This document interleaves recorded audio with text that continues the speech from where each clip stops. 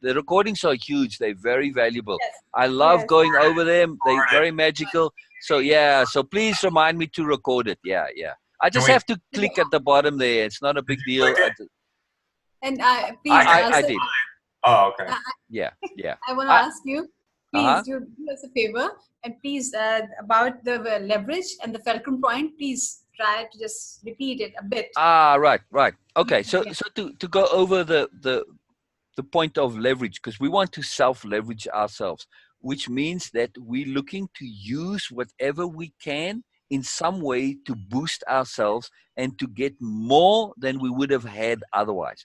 And that's the key. So a lever in itself is nothing. Like Ryan was saying, in his work, they use these rebars or steel bars to leverage with. But that leverage, that bar, it needs a fulcrum point around which to leverage. And if you don't have that fulcrum point, all that bar is just a bar.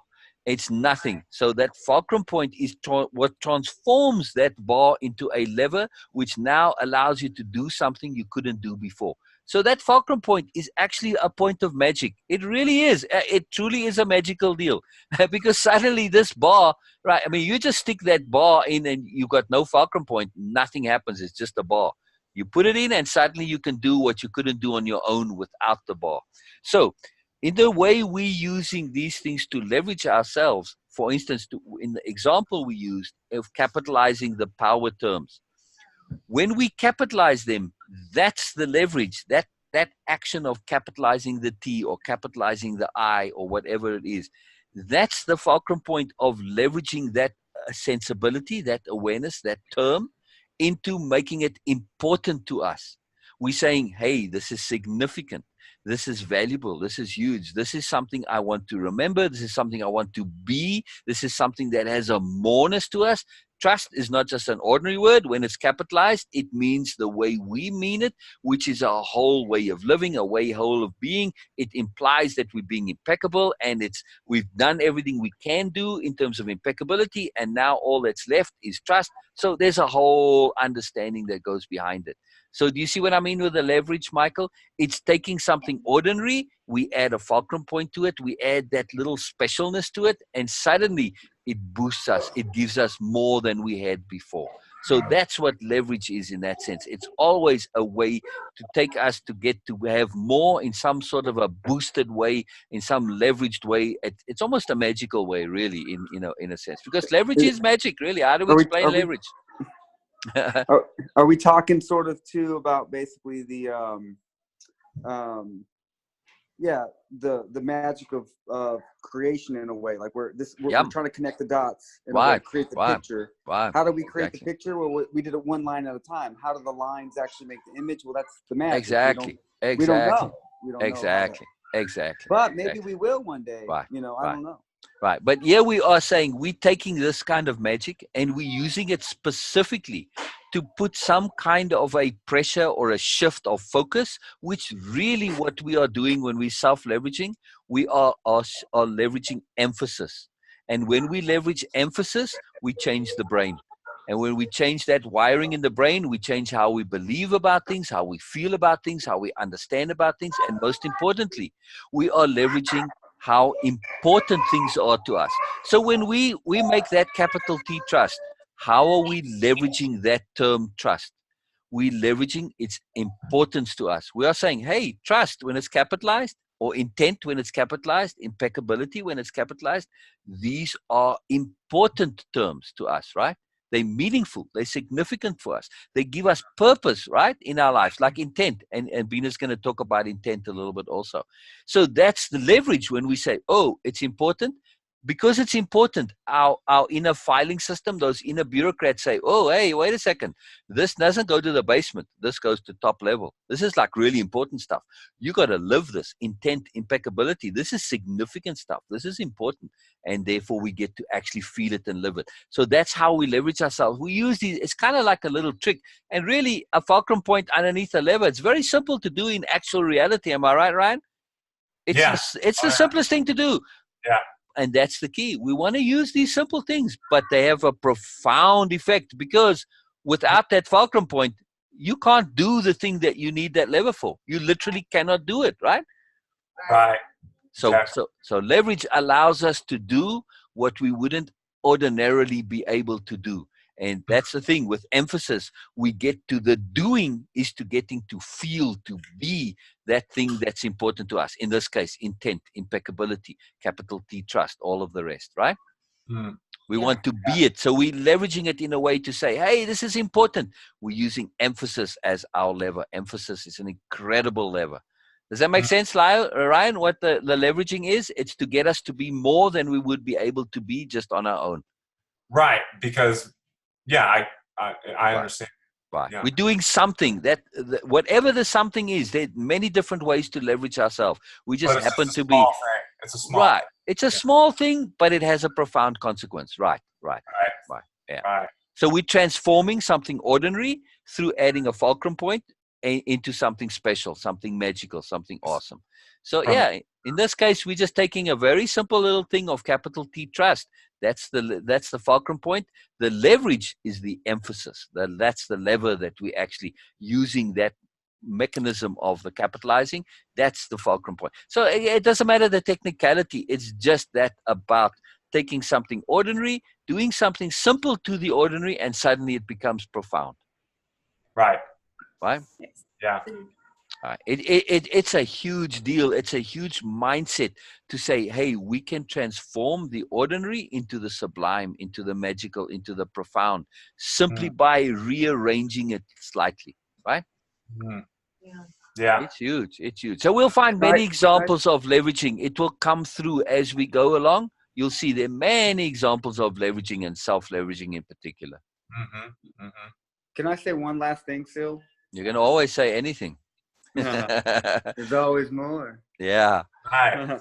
I was going to say, could it even be like, in a way, going into the sunset because you know your brain is going to feel a little bit better? Could it even be something like that? Yes, absolutely. Right, exactly. It's like we were saying about the wind.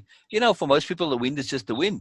But when we say, I'm going to look at the wind and feel the wind and see where the wind has moods and it affects me. Wow, now I'm leveraging the wind to be something more. I love it. Very simple, Yeah. But here's the key, though.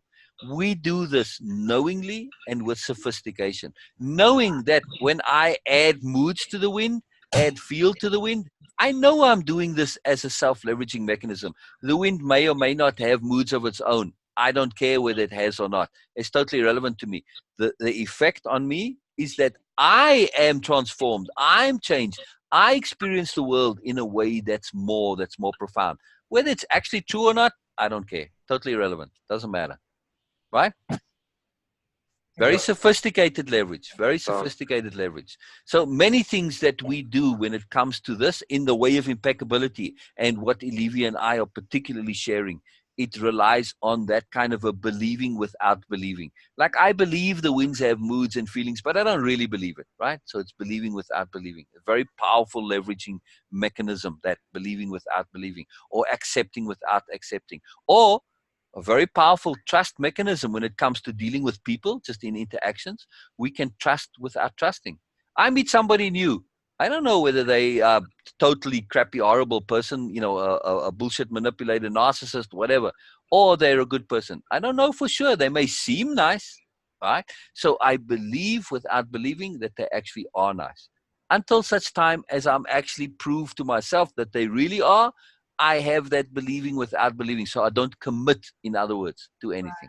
Yeah? Okay, so give a nice example, a little mnemonic to remember this. You see on those nature programs, you see the zebra going down to the waterhole, and the lions are right there, right next to the waterhole, but they've eaten and they're all chilled and they're just kind of hanging out, right? And the zebras know they can actually see the intent of the lions. The lions don't have a hunting intent. They kind of chill, right? So the zebra know they can go close to the lions, closer than they would normally go, to actually go and drink the water, right? However, they trusting without trusting, because there's a point, a closeness point, a commitment line, which they won't cross no matter how thirsty they are. They won't come like really close to that lion. There's a line that they won't cross, right? That's trust without trusting. There's a commitment line, in other words, that they won't cross. So when we trust without trusting, that's the same thing. Say, yeah, I trust you, but I'm not going to commit to anything with you until I know better, right? Right. So it's very powerful. You know, it's very sense. So this believing without believing and trusting without trusting, those are ways to leverage our way of interacting with people so that we don't have to commit and that we don't get into situations that may be cockeyed and messed up. But, you know, so we can interact with them like the zebras can interact with the lions, for instance. You know, it enables us to do what we wouldn't ordinarily do. So very powerful, because again, if you can't decide whether somebody is trustworthy or not, you're basically in this binary choice where you've got to say either I trust them and get all involved with them, or I don't trust them and I don't get involved. It's like it's not really a very excellent solution to the problem of when you're not sure. Trusting without trusting, it solves that problem. Like those zebra, they're trusting without trusting. It lets them get to drink the water, right? Right. So, very powerful, but they're still on guard. They're still careful. They're going there. When you watch them go down to that water, they do so always keeping that eye on the line. It's like, okay, lions, I can read your intent. I can see you pretty chill, but there's a limit. You know, I'm being cautious. I'm being aware. In other words, so it's a very cool example of trusting without trusting and leverage. It's leverage too. We're leveraging that conception in ourselves. So, very powerful. All right, so to get back to Bina and to your takeaway on awareness, please, Bina, if you would. Okay. Share that. First, before the takeaway thing, you use the term magic. Yes. And when you use the term magic, when you introduce this, you said that might not be the most appropriate term, but for me, it is the most appropriate term, because it is. When you were using, every single time when we say the word magic, everybody smile. Everybody has a smile on their face. Yes. It's like it's a mechanism which actually excites us, like in our childhood. Actually connected to their childhood state of mind. Everybody goes like, oh yes, something magic. Magic is not about doing something bad or evil, but magic is like a way of when people do feel wonder, amusement. And excitement for new things, for moreness. So magic is a very, very profound and a very, I must say that it's a power term also. Because every single time, when you were saying magic, I had a smile on my face, like, yes, magic. Something exactly. Magic And to connect back to Michael, doesn't magic leverage us? Magic Mike. Right, but it does, exactly. Magic, right, exactly. Yeah, magic is magical, right? And magic leverages us. Like you said, it connects us to excitement. It connects us to awesomeness. It connects us to wonder. It connects us to just the fantasticness of life. So when we shift to thinking of life as being this magical affair, how do we not leverage ourselves in the way we live? Yeah, Michael? I mean, what Bina's saying is just using the term magic in our vocabulary, in our language, it leverages us, no? One of my favorite songs is a band by Angels and Airwaves. They write this song called "Everything Is Magic." Yes, and exactly. The whole video, he's like touching the leaves and touching the bushes. I remember when absolutely everything is magic. Yeah, and not to go on and on, but when I had my first spiritual encounter that I was aware of, if you want to call it that, or if we want to call it that, I started to look at the bushes and I'd stare at them longer. Exactly. And I started to notice it, and I'm like, I never used to stare at these bushes at all. They were just green things. But now they're like speaking to me in a way that makes me happy. And then by being happy, or whatever you want to call it, being inspired, now I'm more creative, and now I'm more aware. Now I'm opening the door for a lady that I might not have done that because without those plants, Who would have thought? Exactly. And here's the thing. Nobody can tell me, I don't care who you are, how much scientist, nobody can say that life itself is not magical. There's no explanation really for life itself. No matter what you think, it's magical, right? Life itself is a magical issue. Right? So, yes, that's when we want to connect to that. We say, why must just that magical be removed? Why can't we live inside of magic and have magic be in our everyday lives? Have everything be magic. Why not? Yeah. Why not? I mean, look at all the magic just around you guys there. You got 3 little magical creatures over there, and there's magic everywhere. Yeah.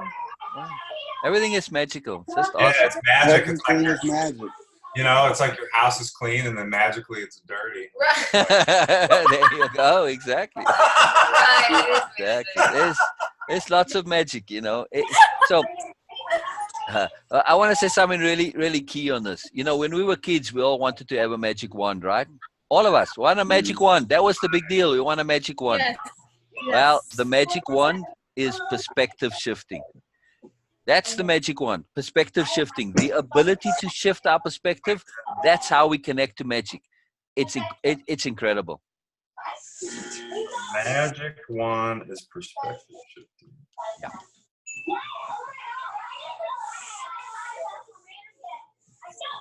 There we go. I'm gonna star that. I like that.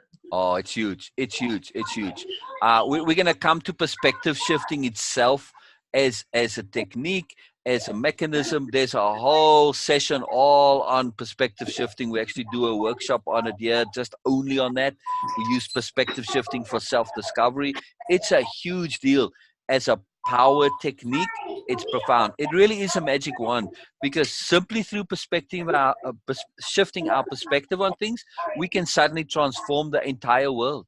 Like look what we just did.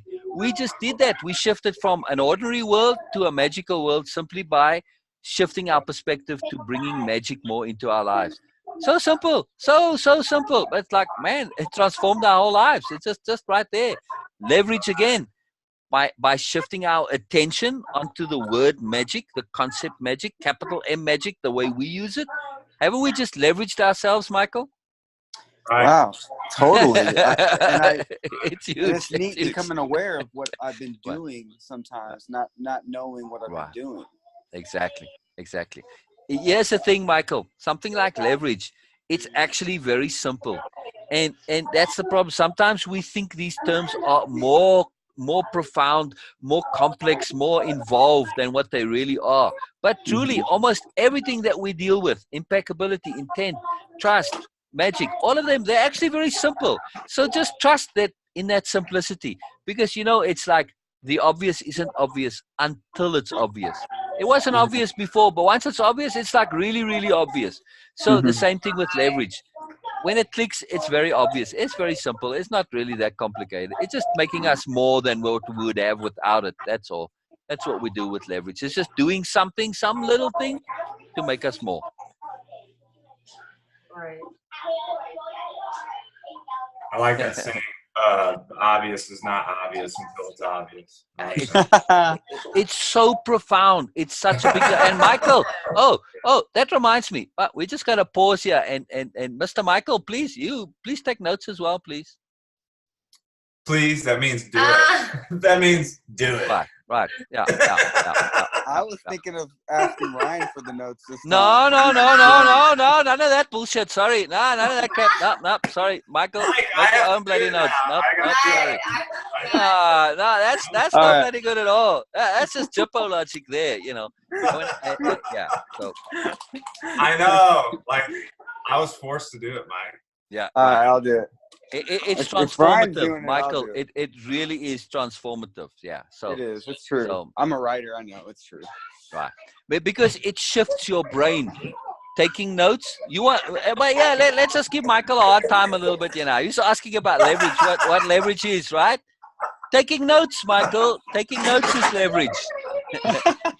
You know what? I hated taking notes. Wow. This is forcing me to write. I hate writing. Right. I don't like it. Right. But Ryan. I have my secretary do it right here. Well, hang on a second. Now let's shift that into a transformational point right there. What you said, right? I hated. You said past tense, right? I mean, I still don't really like doing it. Cancel that, please. Okay. Well, because when you want to connect to actual self-leverage, the words I am, in some way that you're using I am, they're like the most powerful words in our language, right? Okay. So when we say I this, we lock it in. Why? Because you don't want to be a liar, right, Ryan? Correct. Right. Yeah. So if you say I hate taking notes, you're going to make that true because you don't want to be a liar. Okay, so I shouldn't have said that. Right. Or say, I used to hate taking notes. Okay, that's kind of, it's a bit of self-leverage. You say, because I want to change that, right? So you can say, want to change that. Yes. Right. So the way to do this is sometimes we have to be very careful about making those statements because we're also honest. Okay. So if you suddenly jump from hating notes to saying, I used to hate notes, that implies you don't hate notes now, which might not be true because you might still hate them a little bit.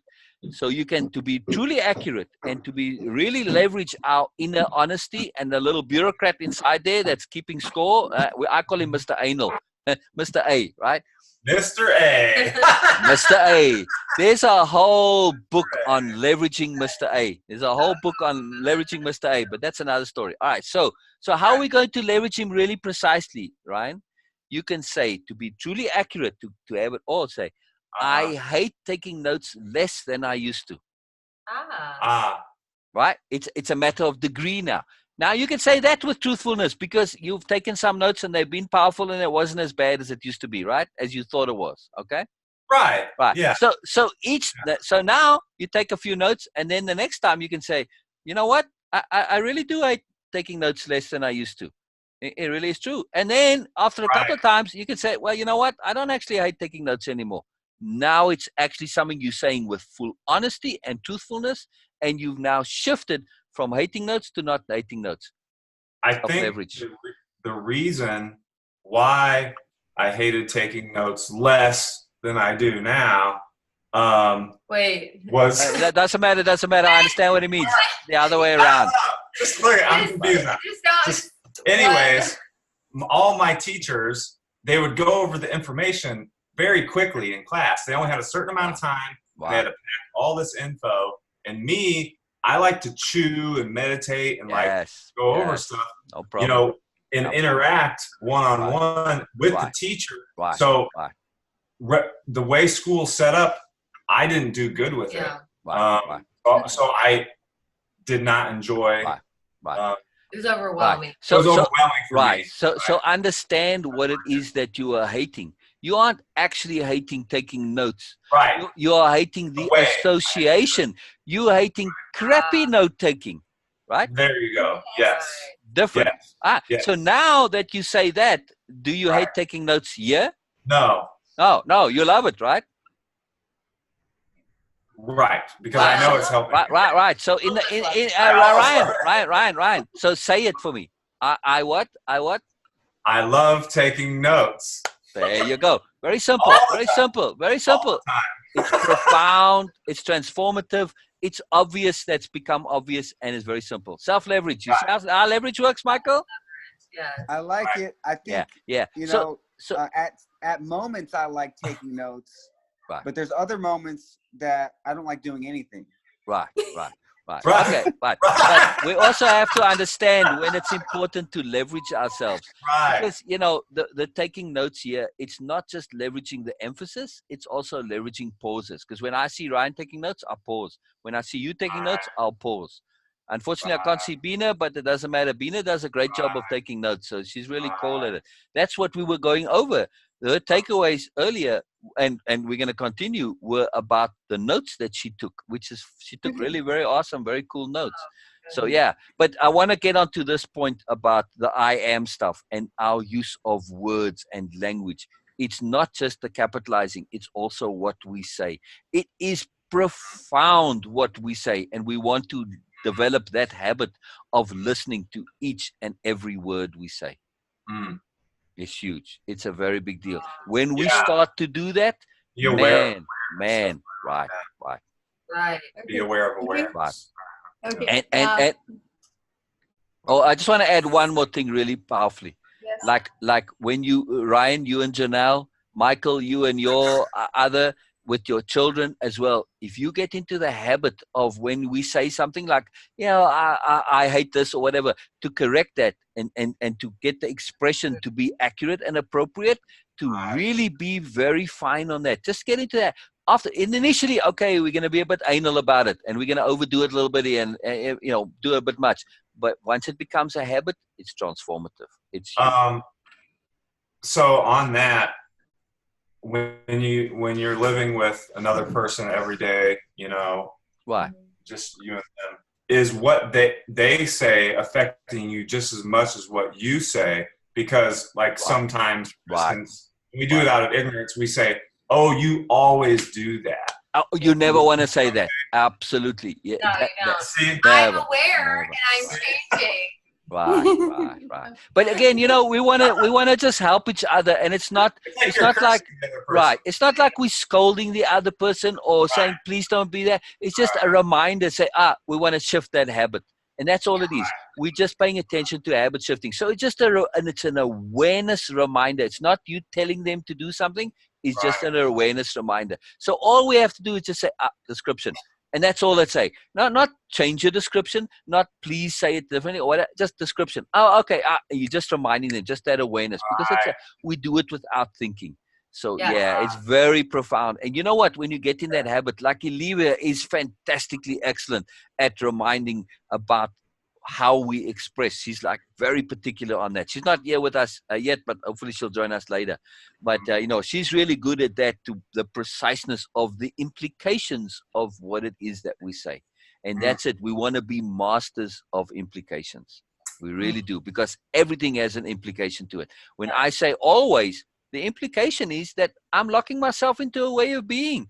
And also, when somebody else says it to you, not only are they locking themselves into a perception of you, but if you don't like say, whoa, wait a second, you now buying into their perception. So it becomes a whole loop that reinforces itself. No good at all. Right. Yeah. Now, just a kind of an example, I was talking with my brother the other day, and I've been doing this lately. I've been getting a little more bold, like over the years with a little bit more. What? Sorry, you broke up there. Bold with how I speak to other people. Bold, yeah. So my brother said, "Oh yeah, you do this, or your family, blah blah blah," and immediately I said, "No, you're not right about that. That's not." Why? You know what I mean? I took a stand, like you said. Right. Now, That's huge. That's huge. Because I wanted to reject. Yes, right. Now, I would recommend, just by way of strategy, because we're living as spirit warriors, right? And we're always doing strategy, to just say, no, you're not right. Just take out the not right part. Because the moment you say that, people start to get defensive and they push back. And what happens to their awareness? They put up this barrier. All they focused on then is the fact that you said they weren't right, and they don't hear what you're saying. So rather just share your truth and say, you know, actually, I've changed. I've shifted. I'm this way now. And you now reaffirm who you are. And basically what you're doing, instead of saying you're right or you're wrong, you're just saying, here's the update. Just update them. And update.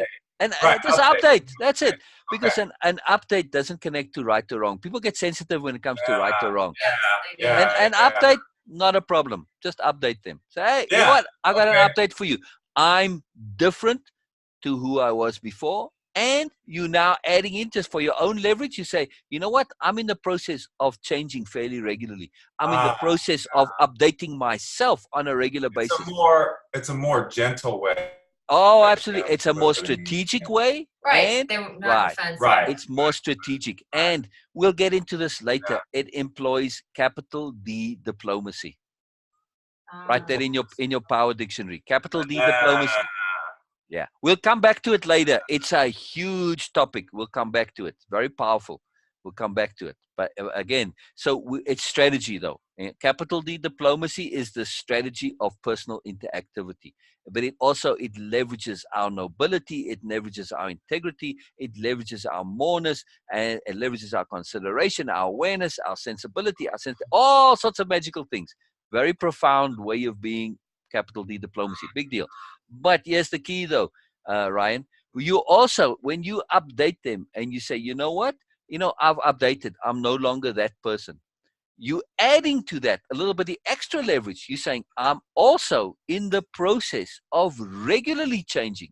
In other words, don't expect me to always be the same. Because there's always more, right? Exactly. So you plant that idea in them to be on the lookout for more from you and for change from you, and not always to be the same. you are saying, hey, wait a second, I'm other. So I don't know if you can see my beard braids here. Oh yeah. Nice. Right. So this, it's not a vanity thing or anything like that. You know, it's not an image thing or look. This is precisely to leverage expectations. When you see me and I come along with these, you know, you see my and the whole look deal. Say, oh, wait a second, there's something going on here. This is not just like an ordinary person, right? And because I'm wearing it without obviously it being some kind of an ego thing or an image deal. I'm like, it's like just totally a non-issue for me. Your subconscious picks that up. You perceive that in me. So now subconsciously you say, whoa, you know, this is not just like a regular sort of a guy here. There's something more going on here, something other, right? You put me in that box of other, and that's the box I want to be in. I want to be in the box of other. I don't want to be boxed in any way. I don't care what it is. It doesn't mean that I'm special or more in any way. Nah, it doesn't mean that. It just means I'm other. Because I don't know from day to day who I'm going to be. It's a process. I change all the time. I'm growing. I'm learning. But one thing I am is other. So now it puts you, the person perceiving you, right? When you're in that box of other, they are actually able to hear your otherness. If they box you, let's say some box me, oh, like intellectual. Oh my God, that's the one box that I really, really do not want to be in. Because let's just say they put you in that box for argument's sake, right? Or like whatever, a professor box or some nonsense box. I'm just picking boxes at random. But when they put you in that box, they only hear things which they think belong to that box, right? So like mother, they could put you in the box of mother, for instance. Oh, well, you know, what do mothers do? What do they typically talk about? They talk about their kids. They talk about school and shit like that. You know, the home, all this crap, right? That's all they are able to hear if they put you in the box of mother or father.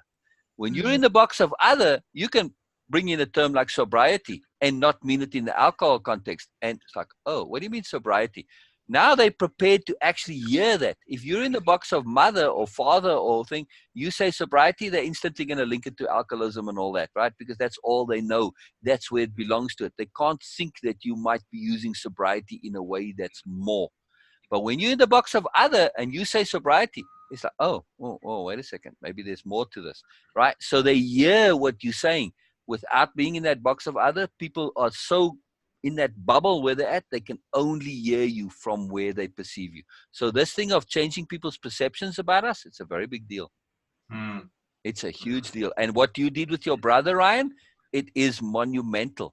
And you can say to him, say, look, you know, I'm making every effort I can to not be a regular person, to be more, to be other. Doesn't mean I'm going to be special, but different. And I'm going to be doing different things, connecting to different things, saying different things. And hopefully you'll hear them because you're now going to see me as different. You can even spell it out like that. Right. You know, so you're saying, hey, expect me to be different. That's what you want. You want expectations of difference, expectations of more, expectations of other. Because otherwise, people just see what they expect. That's it. There's that loop going around. It's astonishing. Right. Likewise, to leverage ourselves again, Michael, come back to your point of leverage. And you know what you did, Michael? You asked a very earnest question, right? And that earnestness leveraged me. Yeah. So be aware of this. If you ask me a leverage question, an earnest question, all of you guys, this is a superpower you have. Earnestness for me does something very profound. You ask me an earnest question, it leverages me like crazy. It actually will pull stuff from me that I couldn't ordinarily access on my own. So earnestness is a superpower you guys have relative to me. It's really powerful.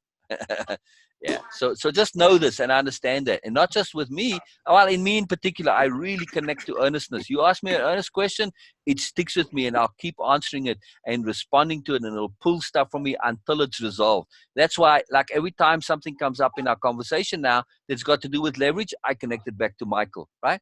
Because that was what he asked about. That was his earnestness, you know. So just understand that. Again, you know, it's leverage.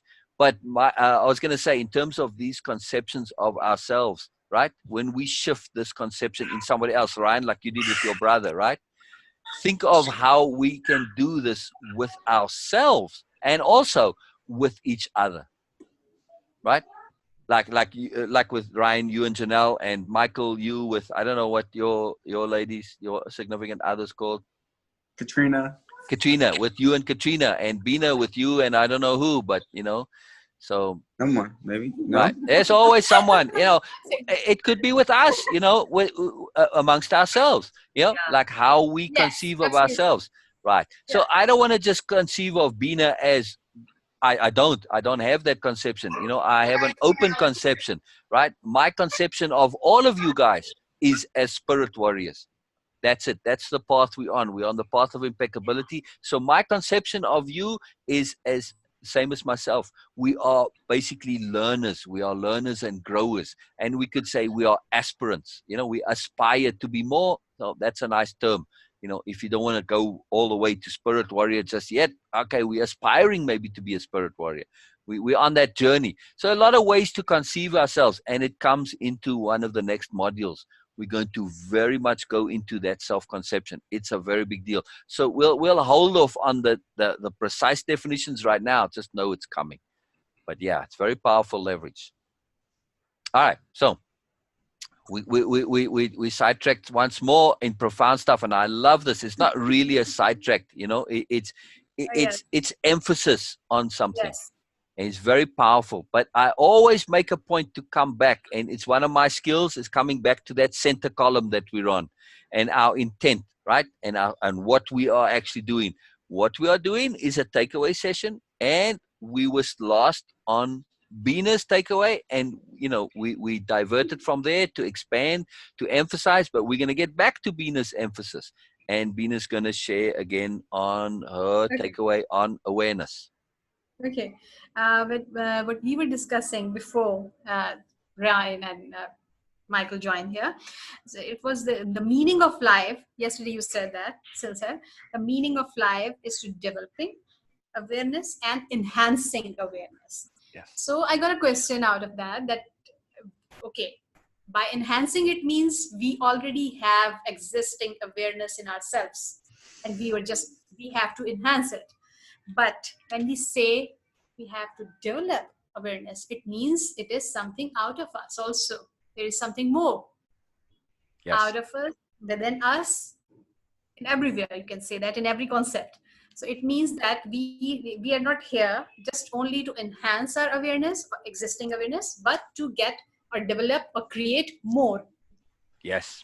Not only for ourselves and for others also. So this was something I just asked Sel, and he answered me about these existing or enhancing and developing awareness. So this was the last thing. And what was my response to your takeaway? Yes, you said yes. Yes, it is not only about existing awareness. It is to having more. To develop new awarenesses. Right, yes, exactly. And developing for more. Right. So this is what we got. And then, yes? Yeah, no. I just wanted to say, and didn't we just do that earlier with our awareness of magic? Yes, yes. We added a new awareness to our existing awareness. Just the awareness of magic, right? Leveraging that. It's profound. Mm. Yeah. And by the way, Ryan, you're not alone. I also used to hate take notes. Right. Used to. Right. We're going to emphasize used to. Emphasize used to. Yes. No more. Now we love it. Now you hate it less. Yeah. You're not the only one here. Not so bad. Okay. Right. It's not so bad. It's not so bad anymore. No, it's not. And that is good. That is good. Yesterday, you were so focused. Right. Shinal, you were so good. You were so focused by taking notes. Oh, it was fantastic when you took the notes yesterday. Yeah, it was awesome. She loves taking notes. I can honestly I know. I love it too. But again, you see how it's a leverage there. Ryan, you used to rely on Janelle taking notes because she loves it, but that kind of deleveraged you. Yeah, and I didn't realize that. Right. Yeah. But now that you're doing it together, right? And when you go over your notes individually, like as a post session, you have your own little takeaway session. And over your notes, you go over, man, that's profound leverage. Why?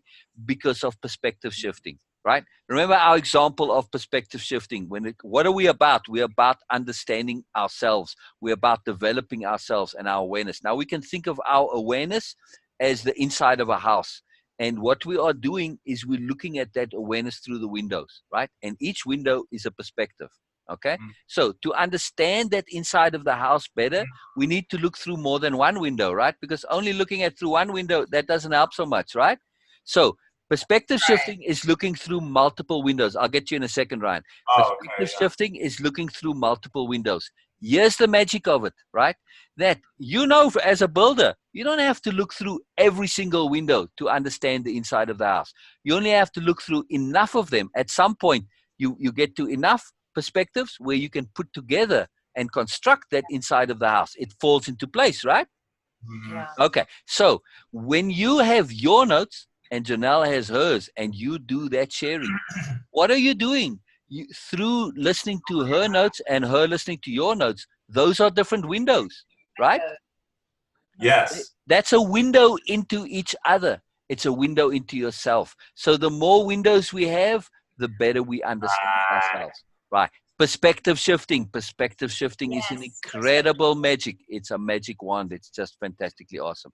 So that's why taking your own notes is so powerful. Plus, just doing it yourself. When you go back later and you read your own notes, you're now looking at that window on yourself. It's a big deal. It's a huge deal. Yeah. So the notes, it's a leveraging mechanism that's just magical. It really is. So Michael, for you particularly, you might not want to do it, but please really make those notes. They are huge, man. They're massive. Plus, here's the thing, right? Michael's good. Oh, man. Oh, I love that. That's awesome. Oh, that's magical. That's magical. Mike and Janelle are good at notes.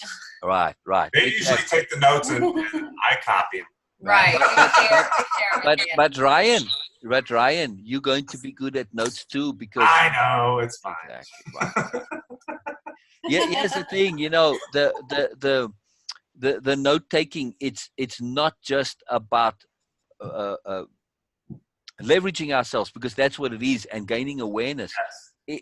There's so much more to it because it emphasizes the brain, right? It does. Right, exactly. Right. So through note taking, we leveraging our brain again.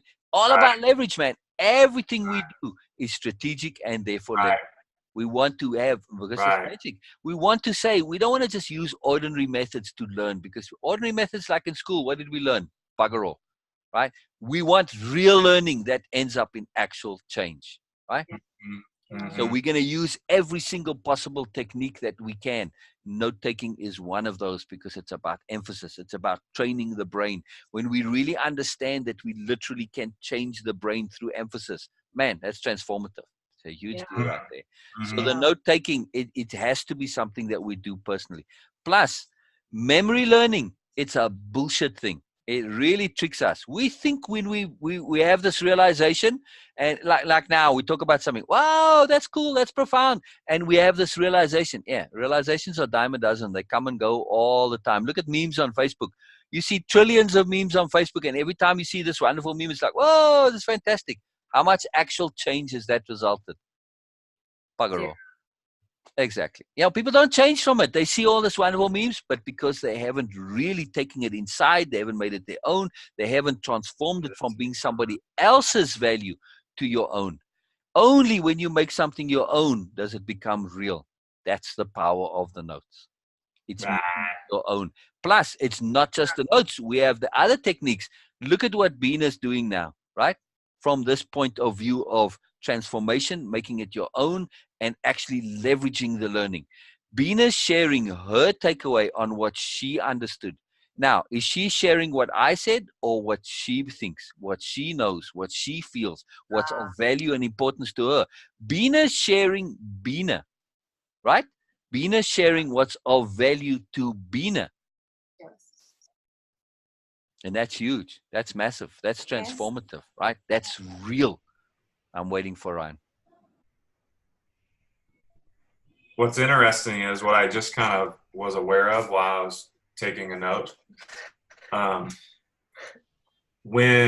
this could be part of the mechanism of how it happens, when I was taking the note, I was just repeating in my head what you said out loud to myself while I was looking at it and moving my hand in the pattern. So it's like no longer just hearing it, you were saying saying it. Right. Even though I wasn't saying it out loud, I was saying it in my head. Writing is a way of saying it out loud. Making it part of me. Right. Exactly. And it makes it part of you. Yes. Yeah. Yes. It's so simple, but so huge. And that is really what we're aiming to do. You know, we think sometimes learning and change is this big, fancy, complicated process. No, it isn't. Well, it could be if you want it to be, but rather we say, hey, let's look for ways that are simple, which are transformative. And there are many such things. Taking notes, it's simple, but it's transformative. Emphasis, simple, but transformative. So that's what we're aiming. We're looking for all those little simple things that we can do. And hey, we're going to transform just through doing simple stuff. How awesome is that? Because, hey, life is easy. Why make it difficult? Right. Well, speaking of that, I can speak. I'm sorry, guys. You say anytime, Michael. Never, no worries, man. Or anytime. Well, just jump in. No, I know. I want to be. I know that's something I want to grow at. Getting better at is listening, but also being appropriate to the moment. You know, having everyone speak in a time. I think there's a time and season for everything. Right. You know? Let me put you on a pause. Let me put Michael. Can you pause your thought right there? Yeah. Right. And to leverage that specifically, that appropriateness, simply think of the energy inside you, right? So when you want to say something, feel it as a pressure, right? So when we, all of us here, right? And we're thinking, when is it appropriate to kind of jump in and say?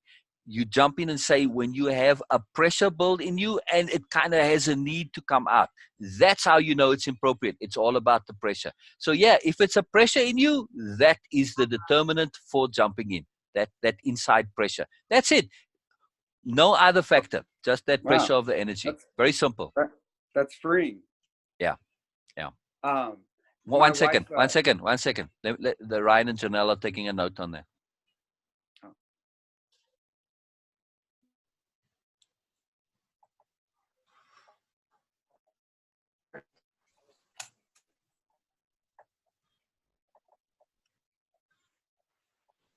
That might be the same note. I hope. Let's Doesn't see matter. what I wrote. We're going to compare later. Right. Look at what we're also doing. We are leveraging our attention. We are leveraging our ability to continue and keep track of a thought. We're leveraging our ability to come back to what's important. We're leveraging our ability to pause, to focus, to absorb. We're doing all sorts of magical leveraging thing in this note-taking thing. And again, Michael, look, like when we put you on pause, you're going to go back to your point because it's a pressure inside you. It's not going away. Right? It can wait. Very powerful, very awesome. So we're doing so many little things, but they're all awesome stuff. So you were saying? Yeah. It's all good. Yeah, it's all good. So yeah, my wife, I didn't know about the meeting until kind of early this morning. My wife is in need of some help with the children, but I definitely would like to make the next meeting and give her a little bit heads up of when it's going to be. No problem. So she can expect me to be not present during that time. No problem. No problem. But I really am like I love the way Bina said it. Like, I think this is happening at the perfect time, and especially if you guys knew all the variables in my life that I'm experiencing, and I think it's been one of the most pleasurable gatherings I've ever been a part of. In my life. I love it, man. I love it. That's magical. Now, hey, I'm keen for. Thank you so much, Michael. We're all here sharing. Yes. Thank you, Bina. And what kind of sharing is that? Leverage. Exactly. Capital S sharing. Leverage sharing. Okay. Capital S sharing, not just ordinary sharing. This is capital S sharing, isn't it? Yes. Well, Send me those notes, Brian.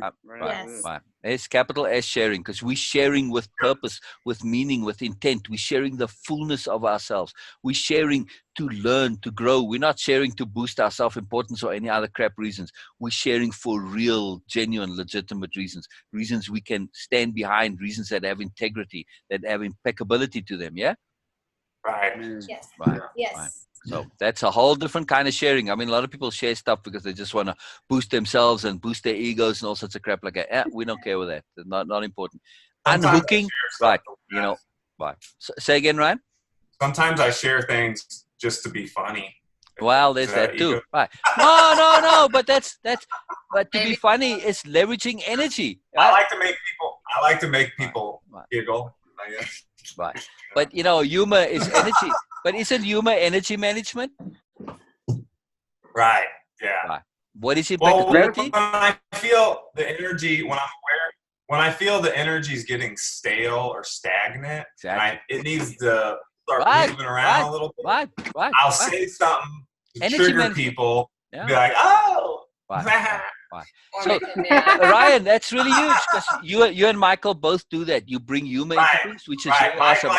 Mike likes it to keep it moving. Right. Yeah. Me, I love the humor too, but I can be very intense and I'm very earnest. You know, I mean, I guess my other name might even be Ernest. You know, if I were to write myself in a novel. But Ernest with an A, not E-R-E-A-R. Right? So Ernest with an A. But anyway, yeah. So the humor is energy management, and impeccability is energy management. That's what it is. Impeccability is energy management, making the best use of our energy.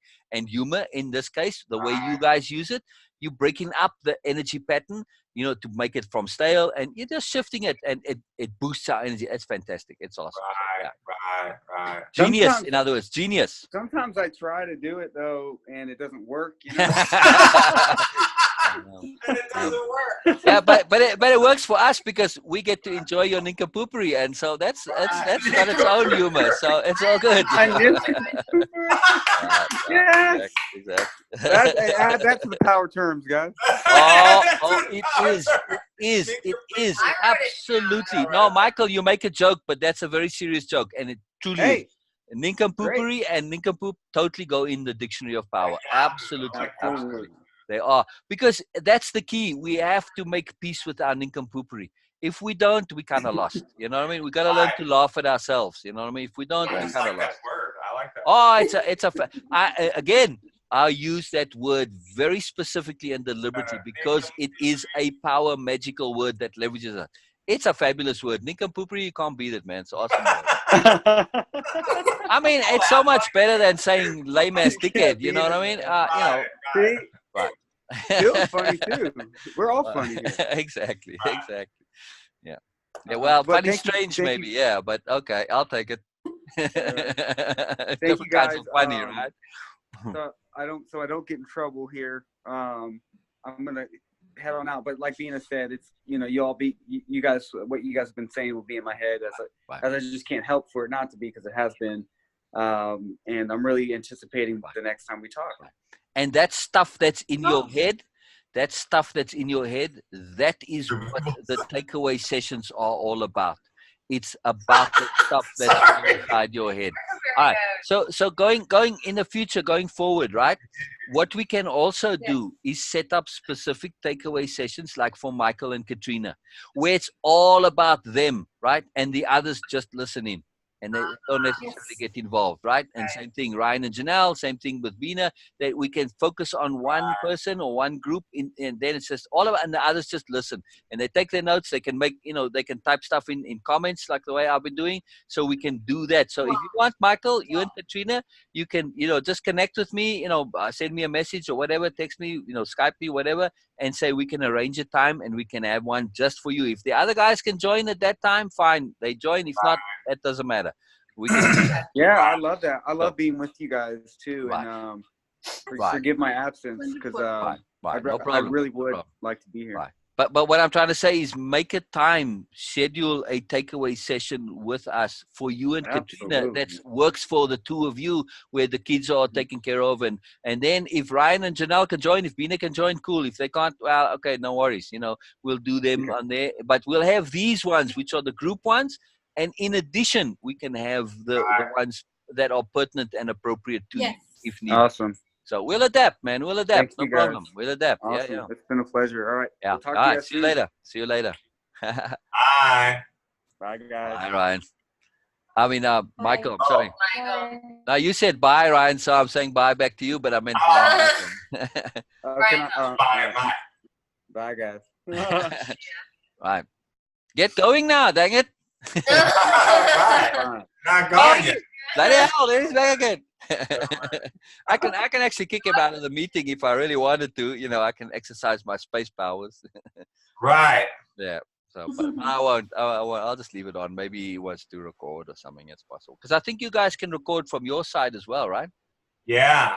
Okay. Does it record just the audio or the video? No, it records the video also. Right. Oh, wow. Oh, it's very awesome. It actually records both separately.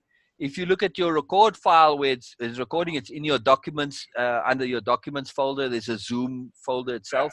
And then it'll show you there's a file for the video and a file for the audio separately. Yeah, so it's pretty awesome. Wow. Does it have one where it's together too? Or The video includes the audio. Right. The video includes the audio. Okay. Yeah. Okay. But I mean, if you want the audio separately, because I see. Right. In case you want to share it with somebody, or like you have a podcast, you want to put it on that, you know, it's pretty cool. And also the audio only is not such a big file, you see, so it's easier to share. Right. So it's pretty cool. Sharing. Yeah. Right. Yeah. Right. So you know, the way I do it, that I will do is I'll save this and I'll put it up on my YouTube channel. Now, when I do it there, it's not public. I list it as a private thing. It's unlisted. And so therefore, anybody who has the link that I share the link with, like, you know, I share it in the email to all the group participants, that if they can't participate because I've recorded it and shared it, they can then access that link and have access to it. So we kind of share everything we do, which is pretty cool. You know, I like that. You know, it enables people who couldn't be here because, look, like sometimes, like Bina now, I mean, it's 10:30 at night for Bina over there, you know. So if we do something that, you know, like at 2 o'clock for us over here, with 2 o'clock in the morning for her, she might not be able to participate, you know. So it's that leverage to get us connected to that more, because these takeaway sessions have so much in them. It's really, actually, when we look at the course, the full power of the course is in the sessions, these live takeaway sessions. That's really where all the magic of the learning is. Yes, the modules and the sessions online, they have their own value, but they really are a mechanism to connect you to what's important to you. And then we bring it in the takeaway session, and you see how when we discuss it in the takeaway sessions, we connect into that sphericalness, that interconnectivity, because everything we say connects to something else, right? And over time, the more we make that interconnecting, the more we connect to it ourselves, and we have that become our system where we see how everything is connected. It's really awesome. Very, very exciting. So, Bina, I have a question. Yeah, go ahead. Okay. Yesterday you said that the meaning of life is to mistakes impeccably made are gifts and blessings. Yes. And this is something really interesting, and this is something which struck in my mind. Like, okay, mistakes impeccably made are gifts and blessings. I need to just a quick review about this, because I really need to re-understand this. Okay, so mistakes impeccably made become, and the word I like to use is fortuitous mistakes. Right. Well, let me add to that. I want to add the term in there. Typically, or usually, become fortuitous mistakes. Okay, typically and usually. Now it's a different thing. Yes. Right, because not always. We can't expect them to be that way, because otherwise we could just be crappy and say, well, it don't matter if I make a mistake, it's going to turn out good. No. It may or may not. So we still have the pressure to be impeccable, to be thorough, to be disciplined, to be scrupulous, to act with integrity, right? It might turn out to be a fortuitous mistake. We can't know for sure. Hopefully, And from experience, we know it's happened in the past, but that doesn't mean it necessarily will happen in the future. But the reason that it is that way and that it happens to be fortuitous, it's because it connects us, it puts us in a place of the unknown, and the unknown is what we need to learn. So we don't always know where the unknown, because the unknown is 360, three dimensions all around us. So we don't know which particular direction to go in to connect to that unknown we personally need to learn. Right? But that fortuitous mistake puts us in an unknown space. It's like, oh, wait a second. Where am I at now? But then we leverage ourselves and we insist on extracting the more, which is insisting on extracting the magic, which is insisting on extracting the gift, the learning. And we say, what about this situation is what I need? And whoa, voila, what happens then? We actually find that, because we're making that effort to do so. So yes, there is a magic to it, but there's also a sense of deliberateness to it and a strategy to it. So wherever we find ourselves from a mistake, we're going to make it into a fortuitous mistake, whether it is or not, doesn't matter. We're going to make it so through our strategicness, our sensibility, our impeccability, our awesomeness, and our just excellent way of being, right? Which enables us to take simple stuff and transform them. Leverage again, right? So would you say, can I have an example? Can I have an example for this? Sorry to disturb you. Well, okay, an example. Yes. We had a business, it's a story, and I've got it written out, and we'll reference it quite often.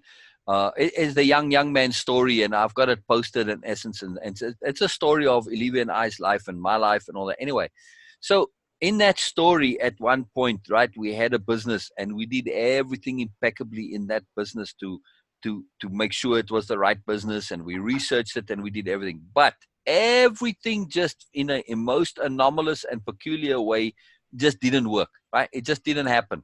Like nothing, like absolutely nothing came out of that business, like zero. It was just incredible. I mean, it was just the most weirdest, oddest, craziest thing that it's just like everything should be okay. And even if it wasn't necessarily wildly successful, there should have been at least there be some business to it. But it just turned out to be absolutely nothing. Sounds like this is resonating with you guys over there. All right. But wait, let me get to the end of this, right? So as we go along, we in this, we've got everything invested in this business. That's everything we know to do. And well, at least where we were at the time, the past said do this, and so we impeccably did it. We followed it, but nothing came of it, right? So we ended up basically with no money, right? And we had to leave that, right? Well, I mean, like really no money. I'm talking about like zero, no money. Okay, so we had to leave our apartment. We had to leave everything, and this is a very long magical story, and I'll share the link with you guys at some point for it. Because there's so much magic in the story. It's unbelievable, because it's a story about living with attunement and living with impeccability. So there's a muchness to the story. Anyway, the end of this was that through all sorts of magical stuff, we end up on this farm in the desert, right? Now, we didn't know when we were going to this farm, first of all, that it was going to be in the desert. We thought it was going to be in this really wonderful, beautiful place, but it was actually the desert. And we didn't know there was going to be nothing there, right? So when we get to the farm, there's this little prefab house, this old fold models with gaps between the wall and the floor, like this big, and the roof is blown off. There's no electricity, there's no plumbing, there's no running water. There's a well that's literally about this deep. You like 2-3 buckets, you scoop the water. That's it. The well is dry. You gotta wait a few hours or half a day for it to fill up. So there's nothing there, right? It's the middle of the desert. However, the point I want to make about fortuitous mistakes, that's what we're on, right? We knew that when we were there, and the moving guys, that's another little magical story. They said, are you sure you want to stay here? Are you sure? They must have said this 100 times, literally in unloading their van. Every time they unloaded something, they said, are you sure you want to be here? They just kept saying it. It was unbelievable. It makes me all emotional, the story. I'm sorry. It's such a profound story. Anyway, so we said, we knew, we didn't say, we just kept saying, yes, we do want to be here. Why? because we knew it was the right thing to do because of attunement, because of impeccability. There was no other way that this was not going to be a fortuitous mistake. We knew it ahead of time. It didn't matter what it looked like. It didn't matter that there was nothing. We knew that this was the right thing. It was us going on our path. Now, when you're on your path, there's no going back. It's just not a possibility. It was just, psychologically, spiritually, emotionally, intent-wise, impeccably, no possibility of going back. Because what put us there on that place in that time, there was so much magic that put us there. I would give you an example to illustrate this, right? And how it comes to that. It's fortuitous. We had this huge map. I mean, this huge map of the country. I mean, this map it's almost as tall as I am, right? Of the country. South Africa at the time. And we had a very successful business before that cockeyed business. And one of our objectives, our intents, was to end up on a farm, to get out of the business so we could just be focused on our spirituality, our learning, our growing, our impeccability, the way of impeccability, all that. All right. So we said, where do we want this farm to be? What would be ideal? Some place that's remote, but also fairly close to a city. And I would look at that big map, and I look at all the roads, and I said, you know what? That's the spot right there. That's the ideal spot right there. That would be a good spot to have this farm. And I did this. We had that restaurant. This was the restaurant business we had, right? For 4 years, we had that. And that map would be, I'd come in through the door, and every now and then I'd say, that's the spot, man. I'd put my finger literally on that spot, right? Turns out, when we ended up on that farm in the desert, we didn't know when we went there that it was going to be in that particular place. Turns out, it was on that exact spot I put my finger on all those years, right? So, when we came to realize being there on that exact spot, what I'm trying to say is, how is this now not, despite there being no roof on the prefab and no water and no electricity, no phone, no nothing, how is this not a fortuitous mistake? It has to be, right? It has to be. I put my finger on there all that years. It's magical. It's incredible. It's like mind-blowing. So we have to be there no matter what. And you know what? That experience, and there's a whole bunch of stories that we have about that experience, is one of the most profoundly, magically awesome, transformative, fantastic experiences we ever had. It's brilliant. Yes. So, in terms of a fortuitous mistake, that's it, It's just awesome. So there, you asked for an example, and this is what I'm trying to say. We had profound experiences in that desert that still stays with us to this day. That was a really incredible, magical experience, So there's so much in that story that can almost be a course all on its own.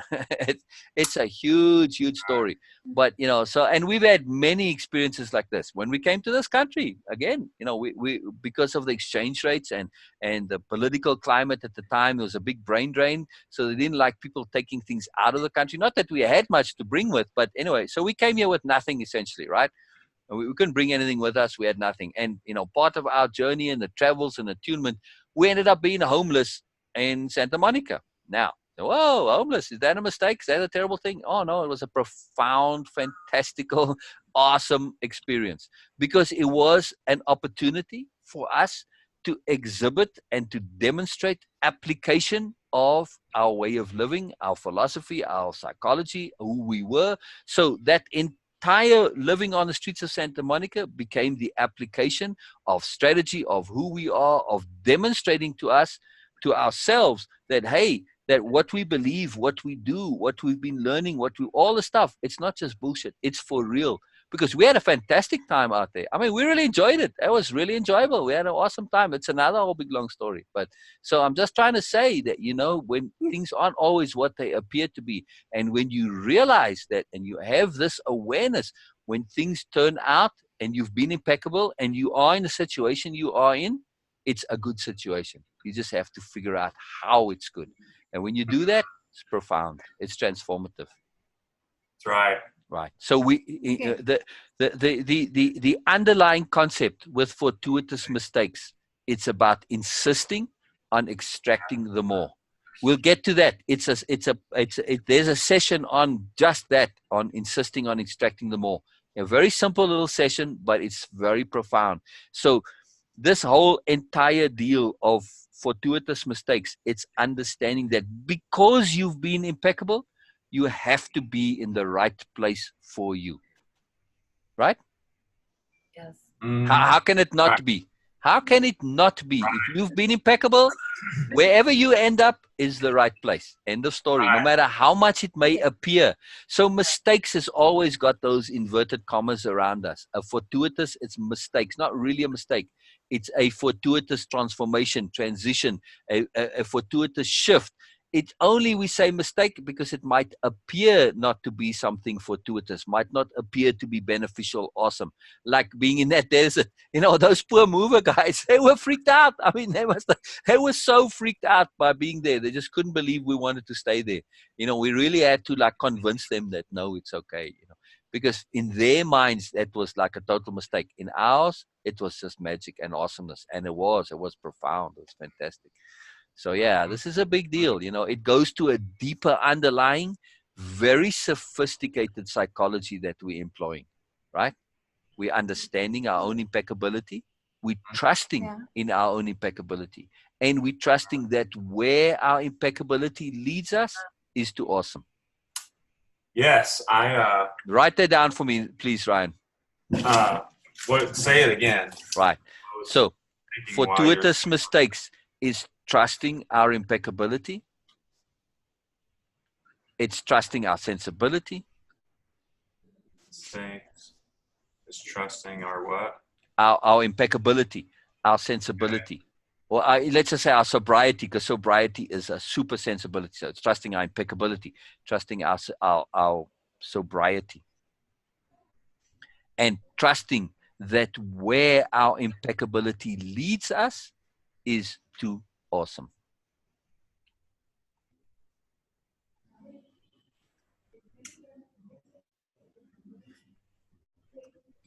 Now, one more. Our impeccability can only lead us to a place that's right for us.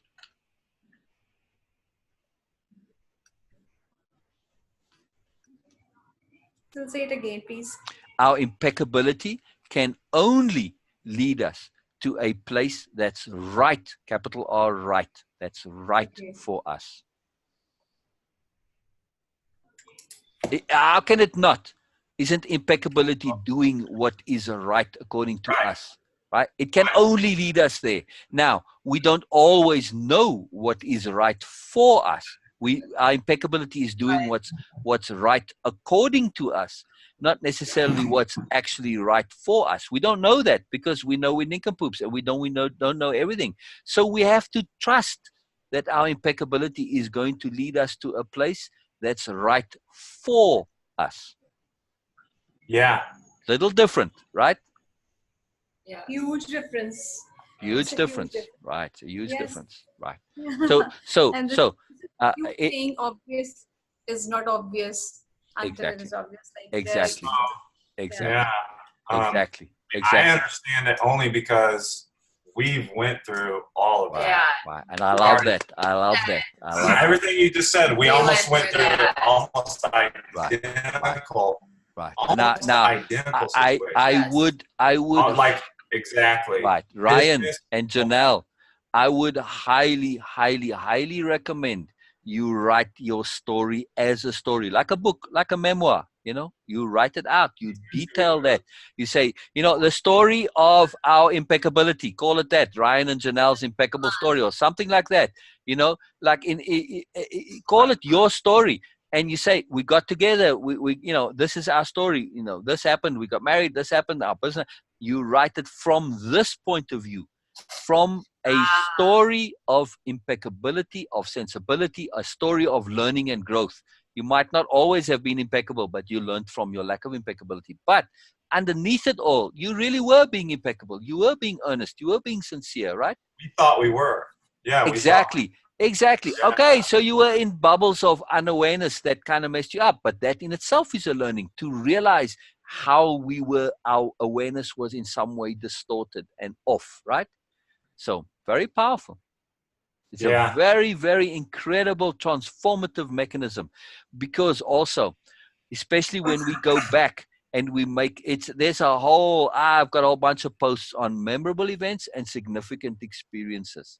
Okay. Yeah. So your story is the story of all those memorable events and significant experiences. What happens when we recount, when we retell, when we write out in detail? We are reliving that memorable event or significant experience. Okay. Yes. Just waiting for Janelle. Okay. So what happens when we do that, right? When we do this really totally seriously and with earnestness and with a fullness of ourselves, we're not just writing in kind of like on the surface. We're going really into that, right? And this is the important part. You really want to go into it in depth, in detail, write all of it out. You're going to find something magical that happens, something really awesomely magical. And that is when you go into it, you're going to find that your memory of the memorable event and the significant experience gets enhanced. It gets transformed. Suddenly you find by going back inside that memory, what you thought you remembered is way less than you actually did experience at the time. It's really profound. It's something special. You're going to realize there was more going on at the time that you didn't you remember when you kind of casually mentioned it, but when you go inside it, when you recount that memorable experience or that significant event, you're going to find there was a lot more going on then, and you're bringing it into awareness now. That's the power of writing your story. It's a big, big deal. It's very huge. It's something special. It's quite magical. You're already connecting to the more of those events. When you go inside them, you're going to realize there's even more than you think you remember now. It's transformative, man. It's huge. It's huge. Right. Well, this is kind of like therapy a little bit. Oh, yeah? In a way. Yes. Just because there was those fortuitous mistakes. Other people or even your own conscience will make you feel guilty. It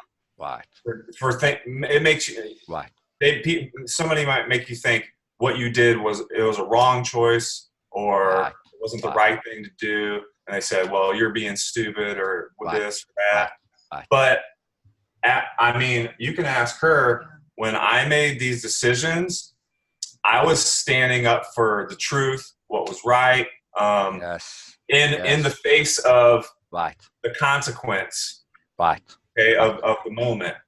And no matter what the consequence was, like you said, I stared it in the face and I said, I don't care what the consequence is. I'm going to be what you said. I'm going to be impeccable in this situation. But exactly. When I was impeccable in certain situations, there was consequences I wasn't really ready for. And it smacked me in the face. And I'm like, wow, I didn't expect that. You know what I mean? And it rocked me. But those consequences now, after the fact, turn out to be quite awesome, right? Yeah, because at the time you don't see it, but when you look back, you see it was leading you on exactly right path. So now when we take the backward looking pattern and we flip it and we anticipate it, we extrapolate it into the future, we say, how can we now, if we had known it was going to be awesome, how would we have been then? Would we not have trusted? You would have enjoyed that. You would have enjoyed it because you would have trusted it to be fortuitous. Yeah, you would have had fun. You would have had fun. Because you would have trusted it fortuitous, right? You would have entrusted it to be right and good and necessary and awesome, right? And you would have looked for the more. You would have looked for the awesome. You would have looked for the rightness. Yeah? Well, here's the interesting thing. I mainly believe that. So I was already kind of doing some of these things at the time. My wife, had a hard time. She had a hard time, and she didn't really believe that this was the truth, I guess. Right. But see, now you have that balance between wildness and sensibility between the two of you, and that's a great balance. So, you know, the fact that you have that, Janelle, you have an innate sobriety to you. right? It comes naturally to you, sobriety. So it's not that you are being doubtful or negative or overly cautious. No, that's what you bring to the equation. Whereas Ryan has that exploration. Yes, you can also be an explorer, but he has that bit of a recklessness to him, which is cool. Yeah. It's good. It stretches the boundaries. But you also have to understand that between the two of you, you want to get that marriage of the two to leverage it. Because on its own, sobriety can be overly cautious and inhibiting and too conservative. On its own, exploration and courageousness can be recklessness and foolishness and nincompoopery, right? So you want to marry those two. You want the collaboration, which gives you 1 + 1 gives you more, right? Your 1 + 1 is a fantastic more, is it not? Yes. Yes. Right. Yes. And you want to be acutely aware of that, just in the same way as our 1 + 1 + 1 + 1, all of us in the group here now, doing that's a profoundness that takes us more. Later on, what we're going to do right now, I want you guys to share posts like, these memories and stuff. Share them in the group, in that sassy group. Later, we'll make our own private group only for people who've done the course. But there's not enough of us just yet to do that. So we'll do a little later on. But, then we'll have that community of collaboration, which is going to leverage us to more. So we're getting there, but right now, share the stuff, share your experiences. And by the way, Miss Janelle, I don't know if you're not on Facebook, but we want to see you in Facebook and on the group as well. Okay. Right. like Michael joined, but I thought I joined. There's an error. I don't know. We'll try it. I'll send her the thing again. All right. Okay. Yeah, because I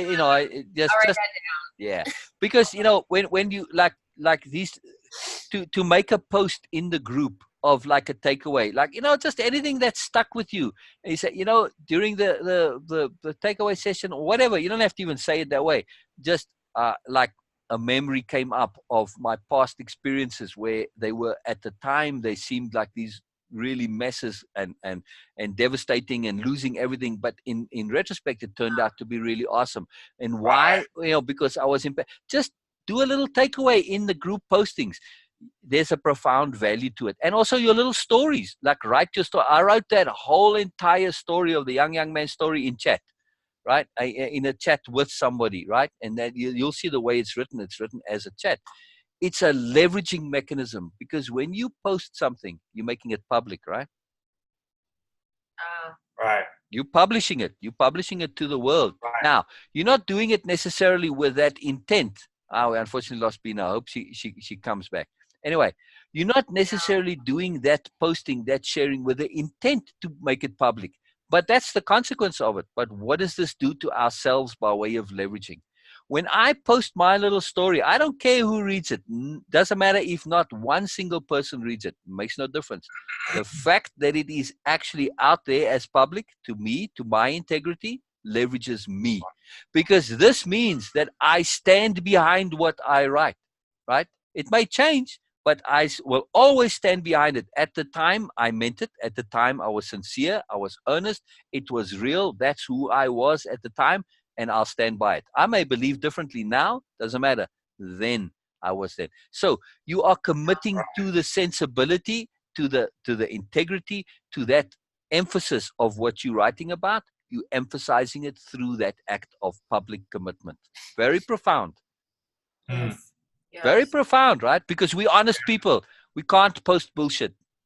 Right. We cannot, especially about ourselves.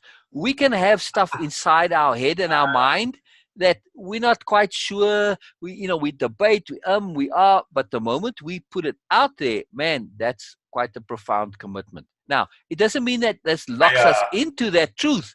It just locks us into the integrity of it. Slightly different, very sophisticated. Yeah. Because I'm pretty radical. So like I take everything really seriously. Yeah. And so the impeccable thing, I'm like, I'm a very impeccable person. I really am.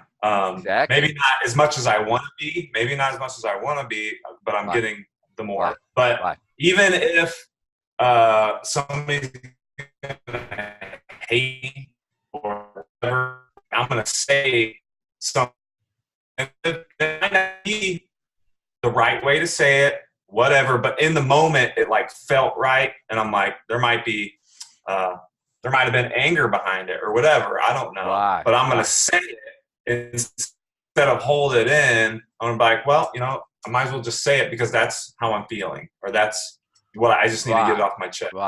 So that's okay to just do that, even though it might not be the right thing to do. Well, yes, we have to understand that being impeccable doesn't necessarily mean being right. Okay. It's about doing what we believe to be right, not what actually has been right. Right. I believe that was right, so I'm like, boom. Right. But part of our impeccability is also fine-tuning, adapting, learning, growing to actually be more right in itself as well, right? To be more appropriate, to be more sensible, to be more sober, to be more fluid, to be more adaptable, to be more effective, to be more efficient, to be all of those things. So we constantly, part of our impeccability is self-improvement and self-awareness, no?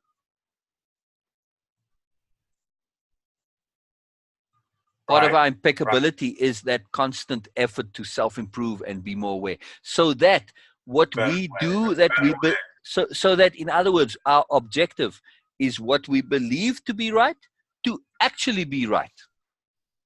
Yep. And not just a belief.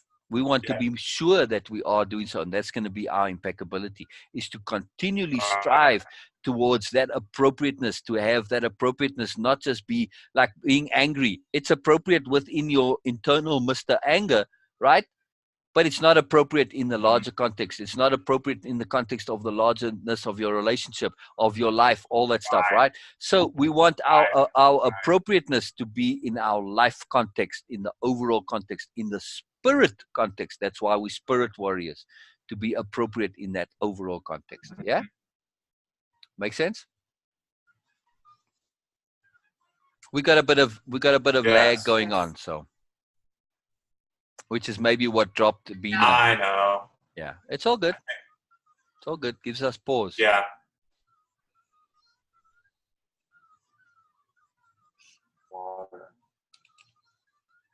Yeah, there's a lot of power to this. But that's why I'm keen for you guys to share your takeaways and celebrate. For instance, Ryan, make a post about celebrating your awareness of your own impeccability. Right, because actually I got 2 celebrations today. One, the realization that those things that I thought were mistakes, or maybe I didn't do the right thing, I actually did the right thing, Share that. And then I realized that I was actually being impeccable. Right. I wasn't, Ryan, if you see hey, what happened here? How come I'm getting feedback? I don't know. If you see in the group, right, I made a post fairly recently about my posts being made to the universe. Okay. Right. Now, whenever I make a post, that's what I'm doing. I'm really making that post to the universe, which is kind of to myself also. But there's a moreness to it, right? Now, in your context, you could say, okay, universe, it's God, it's Allah, Krishna, it doesn't matter to me, right? Whatever your conception of it is, I just use universe as the blanket term. Right. But what I'm doing is I'm leveraging intent. Because really, to me, the universe is intent in even a bigger concept than the way we use intent. It's like intent in all caps, right? I mean, the universe is an intent. The universe has an intent. The universe is an energy that has intent to it, right? That's, to me, what the universe is. It's energy with intent. Okay, so when I make that post, I'm really leveraging that bigger intent to leverage my own intent. So when I'm putting out a post there, when I'm talking about, in this case now, my impeccability, and I'm saying, hey, you know what? I realized that in the past, I actually was more impeccable than I thought I was. I even though it turned out to be wrong and I made mistakes and I was a nincompoop and I was a fool, I was still acting impeccably according to me. And I understand impeccability more. I'm making this post to the universe to say, hey, wait a minute, let me put that intent to leverage my impeccability, and it's going to come back at me. Right? It's almost, those posts are almost in a way like prayer. Like prayer is meant to be, really, as far as I'm concerned. It's not, prayer is not just asking for a handout. No, prayer is about intent and leveraging intent. That's to me what prayer really is. No? Right. At least in my conception of it. So when I say my post, it's putting an intent out there, intending something specifically. My post is a kind of an intent, right? That's in very much the same way as I see prayer to be. The very same kind of logic, right? Because if prayer is not an intent, you're just asking for a bailout and a handout, and that's not very impeccable, isn't it? No. Right. That's crappy prayer, right? And I can't imagine that to be a part of your lives now. It may have been in the past when we grew up, right? Yeah. That bothered me as a little kid. I'm praying and I'm saying, well, I'm just asking for stuff. Like, I don't know, I always felt kind of a bit wrong just asking for stuff. It just didn't work for me. I never asked for anything as a kid, just in general. I never asked for stuff, you know. When I did, I had to, I can only really remember one instance of actually asking for something, and then I did it to actually practice asking, as it were, you know. But it's like, I can't really ask for stuff if I don't feel entitled to it or deserving or, you know, or needing. I never really had a need for anything, so I didn't have to ask for something, you know. So, but intent, that's a whole different deal. I can intend stuff that I want for myself. That's a whole different deal. Plus, if we get really sophisticated about this, we start living in attunement. I'm no longer intending according to my own personal likes and wants and dislikes, because I know those are crappy. I know those are, or they come from my nincompoopery side. I know they limited awareness. So I attune to the bigger stuff. I attune to the larger intent, and I say, I'm going to make that intent my intent. How can I go wrong with that? Right? So that leads to a very, very, very sophisticated perception and a way of dealing with all of this. And that's learning to act without agenda. Put that in your notes. I understand what that means. To act without agenda. And in the same way as we capitalize, put it with hyphens. I'll type it here and I'll show you what I mean. Okay.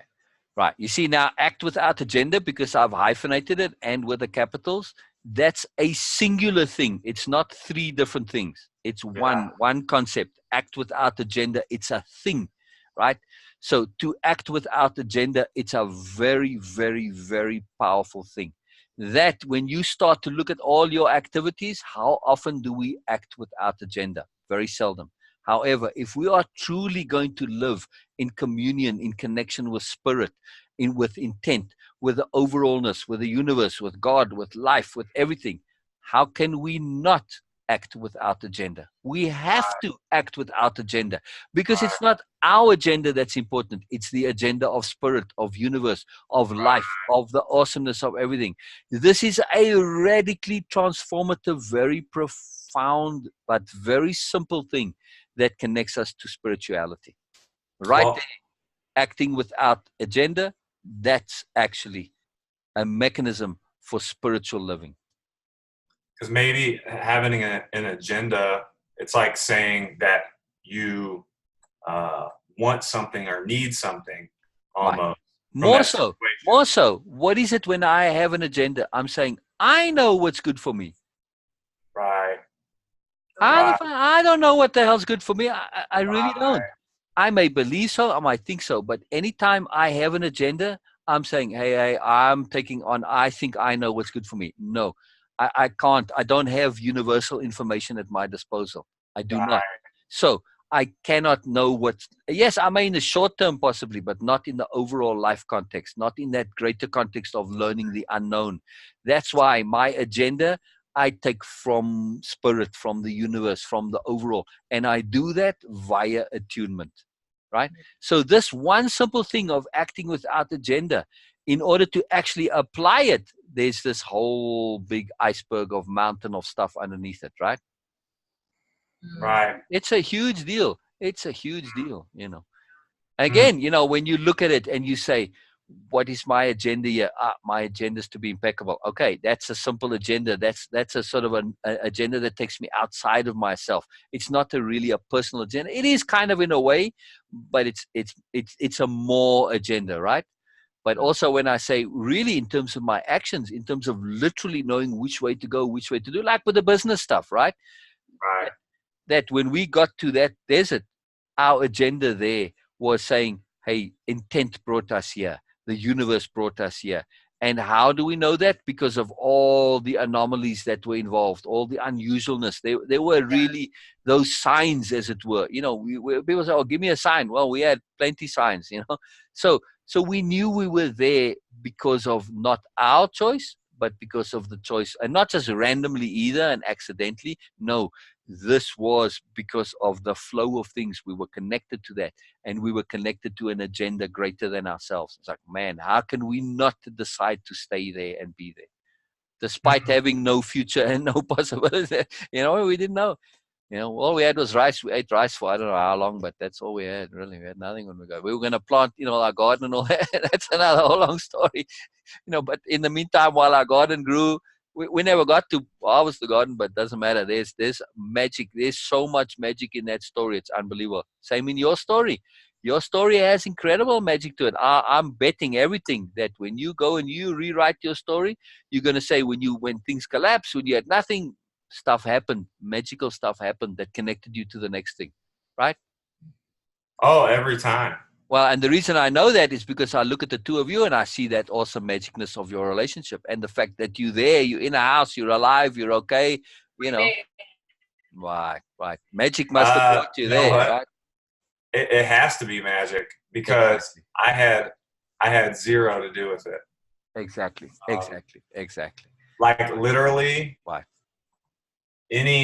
like you said, I don't know what's good for me. And you know how I know? Because I've made so many plans, and those plans, like the more I try to do them, doors just shut, and it gets slammed in my face. Sometimes if I try to go back to that and be like, oh, let me try to do that again, maybe it just wasn't the right time. And the door it'll get slammed in your face harder. And you know what? I had to come to the point where I quit making plans because I was so frustrated with making plans. I'm like, I give up. I don't even want to make a plan anymore. Now look how life, the universe, everything, all of that stuff, right? Your flow of your life led you to the point of acting without agenda. I can't have an agenda because if I have one, it doesn't work. Exactly. Right. So all I've done, Ryan, but look at what I've done. All I've done was make obvious the obvious, acting without agenda. It was there all the time. I just made it obvious, right? I mean, your whole story, I just put into words. I just articulated, elucidated precisely what your story is. I made all these plans, and the plans led me to nowhere. And I got to the point where I couldn't make plans anymore. What is that in another way of saying it? That's acting without agenda. You got to the point. Exactly. I guess I didn't know, like you put it into context for me. Like, right. Exactly. That just happens to be my skill. And I know this to be my skill. I have an expertise for doing that. So I leverage that. And that's what I don't have an agenda to do it. I simply do it because, well, it just comes out of me. You know what I mean? It's just the appropriateness of it. How can I not articulate what you're saying and condense it like that and put it into that, you know, that power term right there that goes into your power dictionary? I can't not do it. I don't have an agenda to do it. I just can't not do it. It's like obvious, you know what I mean? So again, now look at your life story that you shared with me, Ryan. You have an intent, right? And that intent brought that dream to you. Now, your visionary dream, right? 2 Timothy, yeah? Right. Now, when you look at that and you look at the ones. Right. Okay. Then I'm just thinking the one you shared with me. It doesn't matter which one. It's the greater point is that to implement that, to act on it, to take it to application, because without application, it's meaningless. You have to now do that without agenda. You have to look at the larger context, and you're going to have to do that implementation impeccably, which might mean a whole different ballgame to what you originally thought it meant. Right? I would assume originally you thought that meant helping. And helping is this big term we have to put in inverted commas, because helping typically for most people has personal agenda to it. They want to be seen to be helpful. They want to be looked at as cool. And it's kind of an ego thing, right? Plus, helping is them imposing their personal agendas on somebody else. And that's no good, right? So we want to get to transform that to say 2 Timothy is about sharing rather than helping. Yeah? Yes. Now, if people help themselves from your sharing, that's awesome, but that's free. It's up to them. You can't force helping on people. Yeah, you can't force change on them. They have to do it themselves, because otherwise it's not real to them. Right? So I'm just using, for example, here to illustrate acting without agenda. How 2 Timothy, when you start to look at it, well, all the other things, I'm just using, for example, when you look at it from this concept of impeccability and acting without agenda, and you're looking at it from attunement, the greater intent, it's a whole different ballgame, right? Right.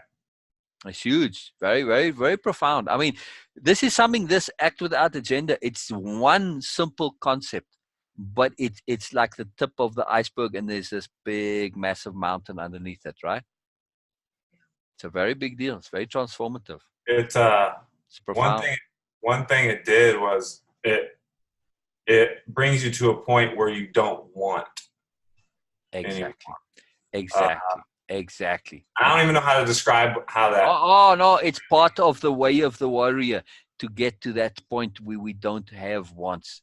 I don't have a need from wants. I don't have any. Right. Now, right there, you see, you just become a Buddhist. I don't know. I'm just being honest.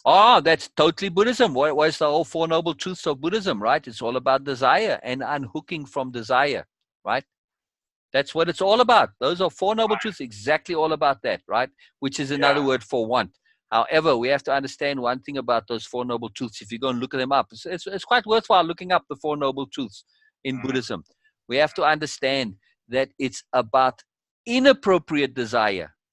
Very important to add that word appropriateness or inappropriate, right? Because that desire, people get it all mixed up because they think you got to unhook from all desire. No, the desire for self-awareness, desire for impeccability, those are appropriate desires. Yeah. The desire for spirituality is an appropriate desire. So we have to understand it's not all desire, it's inappropriate desire. So, but nonetheless, when you said that unhooking from wants, that's Buddhism right there, man. That's profound. It's a very big deal. Now, Buddhism, by the way, just a little segue here, because we're dealing with multiple religions here, in the context, and it's really useful. Buddhism is actually not a religion in its true form. It's actually a philosophy, because Buddha never taught that you must worship him, right? A religion by definition involves worship. But Buddha was, hey, you got to learn to be a Buddha yourself. Buddha is a title, right? Buddha is a title, not a person. It's a title. Hinduism, is that like that too? No, not really. Buddhism, it involves worship of Krishna, right? But a lot of the principles of Hinduism got adapted into Buddhism, right? But Buddhism's about being the Buddha in the same way as Christ was a Buddhist, because Christ was trying to teach you to Krishna too, yeah. Right. But Christ was trying to say, be like me, do the miracles, be like me. He wanted you to also be a Christ, be a Buddha, in other words. Exactly. Same logic, right? So Jesusism, right? Not Christianity, Jesusism, right? If you want to call it that. It's actually a philosophy, not a religion, because he's trying to get you to be him, like you, and use it. And Buddhism, likewise, it's a philosophy. It's a way of being, right? Both of them are ways of impeccability, really, right? Yeah. So it's just a little useful to understand in the bigger context, it's just useful that we want to unhook from the religious aspect of it, which is really all about worship. And when you really get down to it, what is worship but a cult of narcissism? Right, and that I told that same thing to her. Right. This is interesting because I had that revelation like a couple of years ago. I said, if you are worshiping anything outside of you, right, it's not the correct thing. No, because I mean, any self-respecting deity. Let's assume you were a deity, a god of some kind. God, yeah. For me personally, I can't think of anything worse than worship. It's like, man, all you do is feeding my ego. Hell no, I don't want anything to do with worship. Thank you very much. You know, it goes against your teachings. Right? No, exactly. It's a whole cockeyed thing, and also for the people themselves. What is implied in that, right? We want to be masters of implications as a spirit warrior. What is the implication of worshiping something else? You're saying, I cannot be that. Something is, right? You're not saying like Jesus said, be me. Buddha said, be. You're saying, no, I can't possibly be you. You out there. You something bigger and larger and special. No, I can't aspire to that. No, both Buddha and Christ said, be us. You got to be the Buddha. You got to be the one to perform the miracles. You are the Son of God. You are the Son of Man. You are that yourself, right? You know. Yep. So worship implies that you're not that, and you're always making that separation. We might not be that now, but we're on a path to be that. That's our path. We're on a path to be a Buddha, to be a Christ, to be like Jesus, to be them. That's what they were trying to teach you. Hey, you can be me, right? That's the philosophy aspect of it. So worship separates you out from that. So, it's not something I share with everybody because this is a sensitive point when it comes to religion. So I'm sharing it privately now with you guys because, that's something that we can share. But again, strategic, capital D diplomacy, it's something I'm very cautious about, right? Because it's a sensitive point. Okay. Yeah. So just be aware of that, because when it comes to religion, people are very sensitive, and we want to make sure that people are able to actually hear what it is that you share. I don't share because I'm saying this is right. I'm saying I'm sharing what I believe to be right. Very big difference. You know what I mean? Yes, I substantiate it. I provide some kind of a sensibility to it that it becomes self-evident. And that's where we want to be. We don't want to have stuff that relies on belief only. We want it to be self-evident. Like the entire concept of worship, when you think it through, it becomes self-evident that it is actually counterproductive and detrimental because it's all about boosting the ego in a sense, really, no? When you're worshiping something, aren't you just, it's an ego deal? Right. Yeah. Yeah, right. I agree. It's huge, We have that, our perspective shifting workshop, which we're going to add into the course.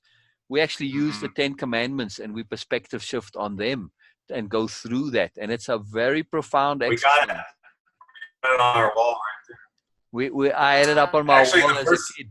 But when you get to that exercise, you're going to see something about it. I don't want to spoil it because there's a spoiler involved. So, yeah, it's a big deal. It's a big deal. Okay. The first commandment, though, is have no... You better read it. Ryan, I know where you're going. I want to put you on pause because when we get to that exercise, I want you to save all of this that you want to share with me. I want you to save it for that exercise because it will make the exercise very profound because we go on a path for that exercise. It's a fantastic exercise. It's really profound. It's a perspective shifting exercise. Yeah, it's a big deal. But I'm just saying we do use it, and it's not a religious thing. It's actually because the 10 Commandments are a cultural part of our culture. So we use it from a cultural aspect. It's good. And I was just telling that to Janelle. I think it's good. Christianity is the second biggest religion in the world besides Muslims. Wow. And so you can use Christianity as leverage. Correct. Because it's been around so long and so solid and in place where it's at. And most people know about the Bible or if they've read a little bit of it or understand the concepts. So you can almost use it with everyone. I mean, I'm not saying you can use it with everyone, but if you do it the right way, I think it could work. Well, everybody in the world is aware of Christianity, right? It's you can go to Japan and they'll be aware of Christianity, right? It just happens to be so. In Japan, because of all our missionaries, they'll be more aware of Christianity. Well, not just because of missionaries, because of them too, but also because of just TV, right? And Right, and because Western culture is more universal than Eastern culture is. Like, for instance, the average Japanese person will be more aware of Christianity than the average Western person is aware of Shintoism, which is their main kind of religion, right? Shinto Buddhism. But anyway, so we can use Christianity as a language, not as a religion, right? In the same way as we can use sports. Like for instance, all of us, we speak multiple languages. Like I make a point to speak many languages. Like I speak sports. I speak mother. Yeah, I can speak mother pretty good. You know, that's a language, right? Mother language, right? All about mothering, right? It's a language, right? Building. I understand that language too. I can speak builder or construction. It's a language. I can speak it. I can speak finance. It's all sorts of different languages, right? So when you look at like sports, everybody pretty much understands sports, or at least most people to some extent. I hit a home run. It's become something that everybody understands. If they don't literally know what it means, they know what the symbolic meaning of it is, right? You know, and score. I scored. Well, that's a sports. It's using sports language. So in the same way, we can use the language of Christianity as a language, and it's really huge. I make a point to try and learn the other languages too, like the language of Buddhism, language of Hinduism, language of Islam as well. You know, it's very useful to be able to speak somebody else's language, because now you can relate in terms they understand. Like, for instance, you know, you understand construction, building, foundation. That's a language you intimately acquainted with. To use leverage, like with a rebar, that connected to you on that intimate level, because that's something you do daily. You know what I mean? So, you know, Yeah. Now, I mean, in terms of like mother language, Janelle, how would you leverage in with your children? You use leverage with them all the time, right? Every day. Exactly. It's a whole different leverage, but you know, mother leverage is very profound. Now, I'll use an example for mother language that mothers understand. One of the power concepts we'll come to, and that we'll just bring it in right here now, is ruthlessness. Right? Ruthlessness, what the hell? That's a power term? That's a positive thing? Oh, hell, absolutely, yes. Right? Any good mother understands positive ruthlessness. You need to be... Right, but that's my point. A good mother is ruthless. And same with a good nurse. You see the really good nurse. I always told her it's not bad. It's a good thing. Right. But it's a positive ruthlessness. So for us, our capital R ruthlessness is a positive ruthlessness, right? But I'm using it as an example of speaking the language. In mother language, ruthlessness, mothers know about ruthlessness. So when you say ruthlessness in the mother context, they instantly know what you mean. They're instantly connected to a positive ruthlessness, right? Because in the mother context or in a nursing context, it's positive. In other contexts, like in a dictator context, it's negative, right? But actually, truly ruthlessness in its pure form, the original word, meaning of the word, which comes from Ruth in the Bible, right? One of the wives, she was, whose wife was Ruth? Anyway, she's one of the biblical wives, right? And she was able. Boaz. Naomi was Ruth's mother. Right. Yeah. I thought she was actually one of Abraham's wives, wasn't she? Ruth, not Ruth.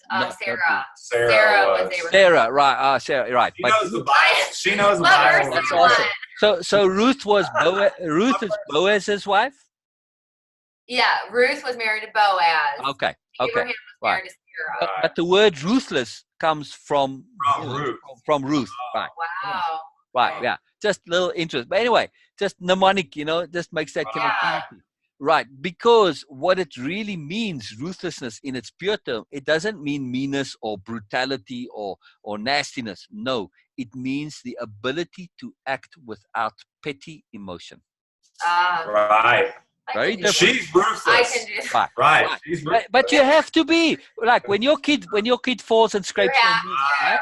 When your kid falls and they scrapes their knee in the dirt and they got all the dirt stuck in the knee, what are you gonna do? You gotta wash that dirt out. You can't leave it in there. They're going ow, ow, ow, ow, ow. Too bloody bad. Stand still. Shut up and take it. I gotta. Right. But right. In other words, you're not letting the squeamishness affect your sensibility, right? And that is the power of positive ruthlessness. We are not being sidetracked by crappiness, by squeamishness, by pettiness. We're doing what's right, what's necessary, despite the crappy, those petty feelings, right? That's positive ruthlessness. It is a profound, profound power. That's why ruthlessness, and we call it positive ruthlessness, just to distinguish, it goes in the dictionary of power. Oh. Right. Right. So make sure, right. So make sure you add ruthlessness into your dictionary of power. Very important. I just wrote it down. That means you as well, Ryan. I'm very that means you as well, Ryan. Yes, yeah. Just give him a smack every now. I'm not in the habit of doing that. That's okay. You mean you weren't in the habit. You weren't in the habit. You're getting to be in the habit now. Now you're getting I am better. Right. We gotta catch ourselves. Now, Janelle, you see how easy it is to catch somebody else, right? Yeah. And Ryan, for you too, it's easier to catch somebody else's expressions than our own. So we leverage the other one to help us catch ourselves. It's very huge. It's very powerful. But yeah, this thing of ruthlessness, man, it's a big deal. It's a big deal. So one little point that's sort of connected to this about impeccability and power. We are impeccable when we trust our personal power, regardless of how small it might be. Okay, I'm going to write that down. Yes, please write that down. Yeah. Repeat it. We are impeccable when we trust our personal power, regardless of how small it might be.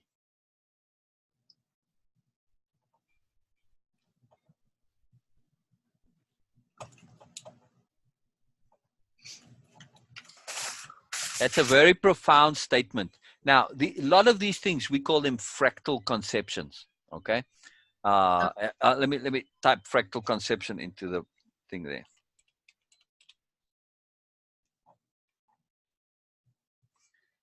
Okay, so I don't know if you're aware of fractals, what they are. Like you see them online, you see these fractal patterns.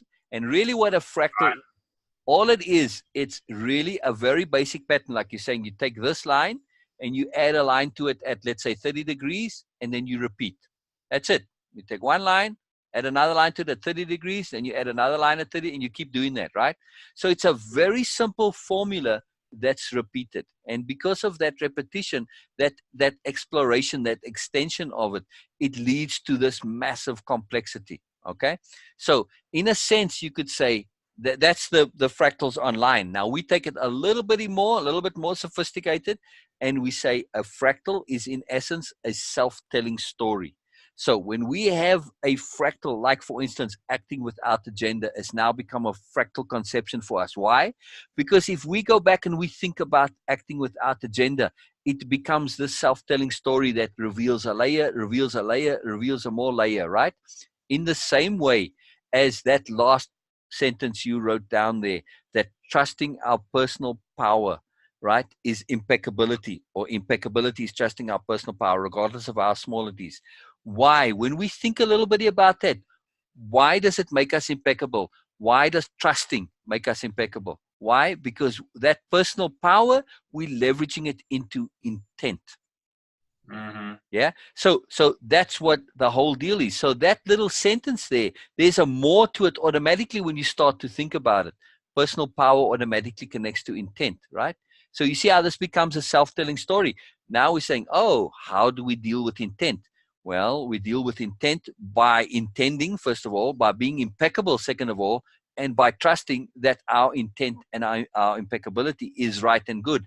We can't do it anywhere else, because if we don't have that trust, we're going to be intending distrust, right?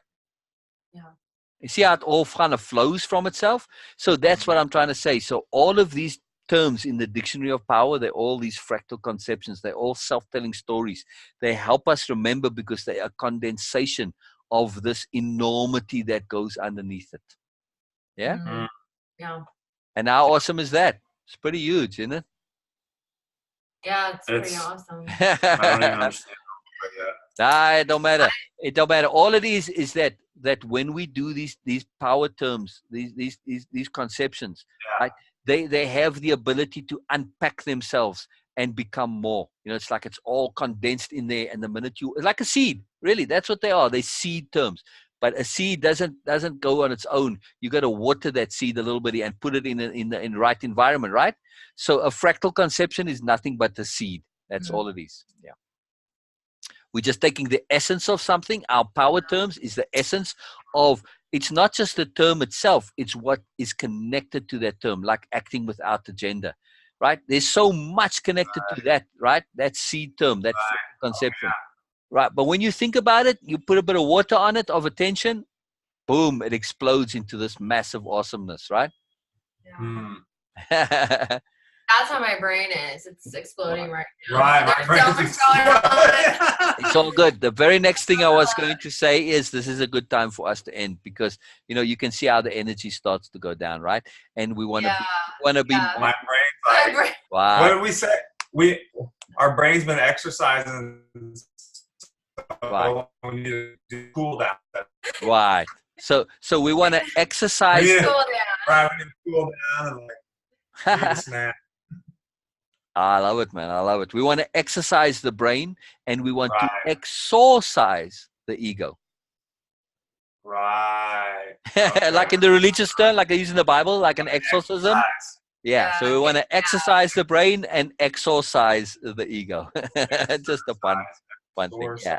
Exorcise the ego. I didn't realize how similar those terms were. Right. Just one letter difference. Right. Anyway, I just like wordplay, you know, and since words are so powerful, it's just fun, you know. But what does exorcise actually mean? To extract a demon, to get rid of evil. Right, that's what I thought. Right. I didn't know if there was more to that. Okay. Right. It's like to pull negativity out, right? To get rid of negativity. Okay. Right. But again, it's not, because exercise, it's like something you do from outside rather than from inside. Yeah. Right. It's kind of hard to exercise yourself. We can, but there's that implication of doing it from outside. So we want to use our spirit warrior to exercise our ego, to kind of pull it out of us and get rid of it. The key I was going to say is we want to end because the energy is flagging, and we want to be masters of energy management. So we want to pay. That's a good point. Right. Yeah. We want to be masters of lots of things, right?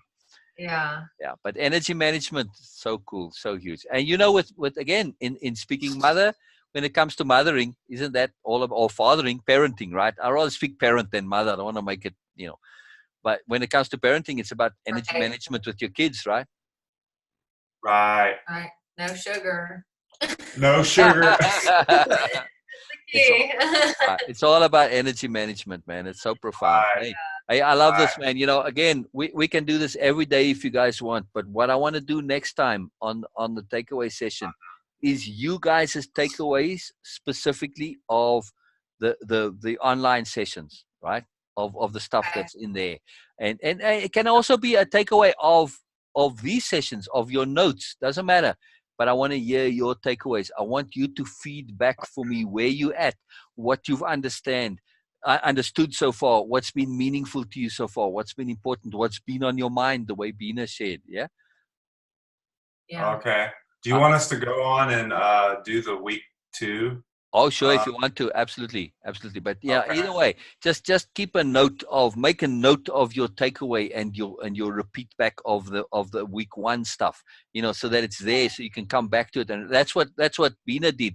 She was going over her notes, and that's what she did the takeaway from earlier. And we didn't get to finish. She had more, I suspect, but nonetheless, you know, because here's the key of this. Right, you hearing what I'm saying, and yes, that has value, and we're sharing stuff, okay? But also, when you hear your own self, and when you explain back to me what you understand, you make it your own. Yeah. And that's what I'm after. I don't want to just have you hear what I'm saying. I already know what I'm saying. That's of no value to me. Right. And again, what I say, what I believe, that's my stuff. It's only valuable to you when it becomes your stuff. So I want to hear your stuff, because not only do I learn from that also, but that's where it becomes yours, where you now own it, and where there's actual real transformation and application. I don't care if you just hear all the stuff and believe me, that is of no value to me. I want to see you transformed. That's where I'm at. That's my intent, right?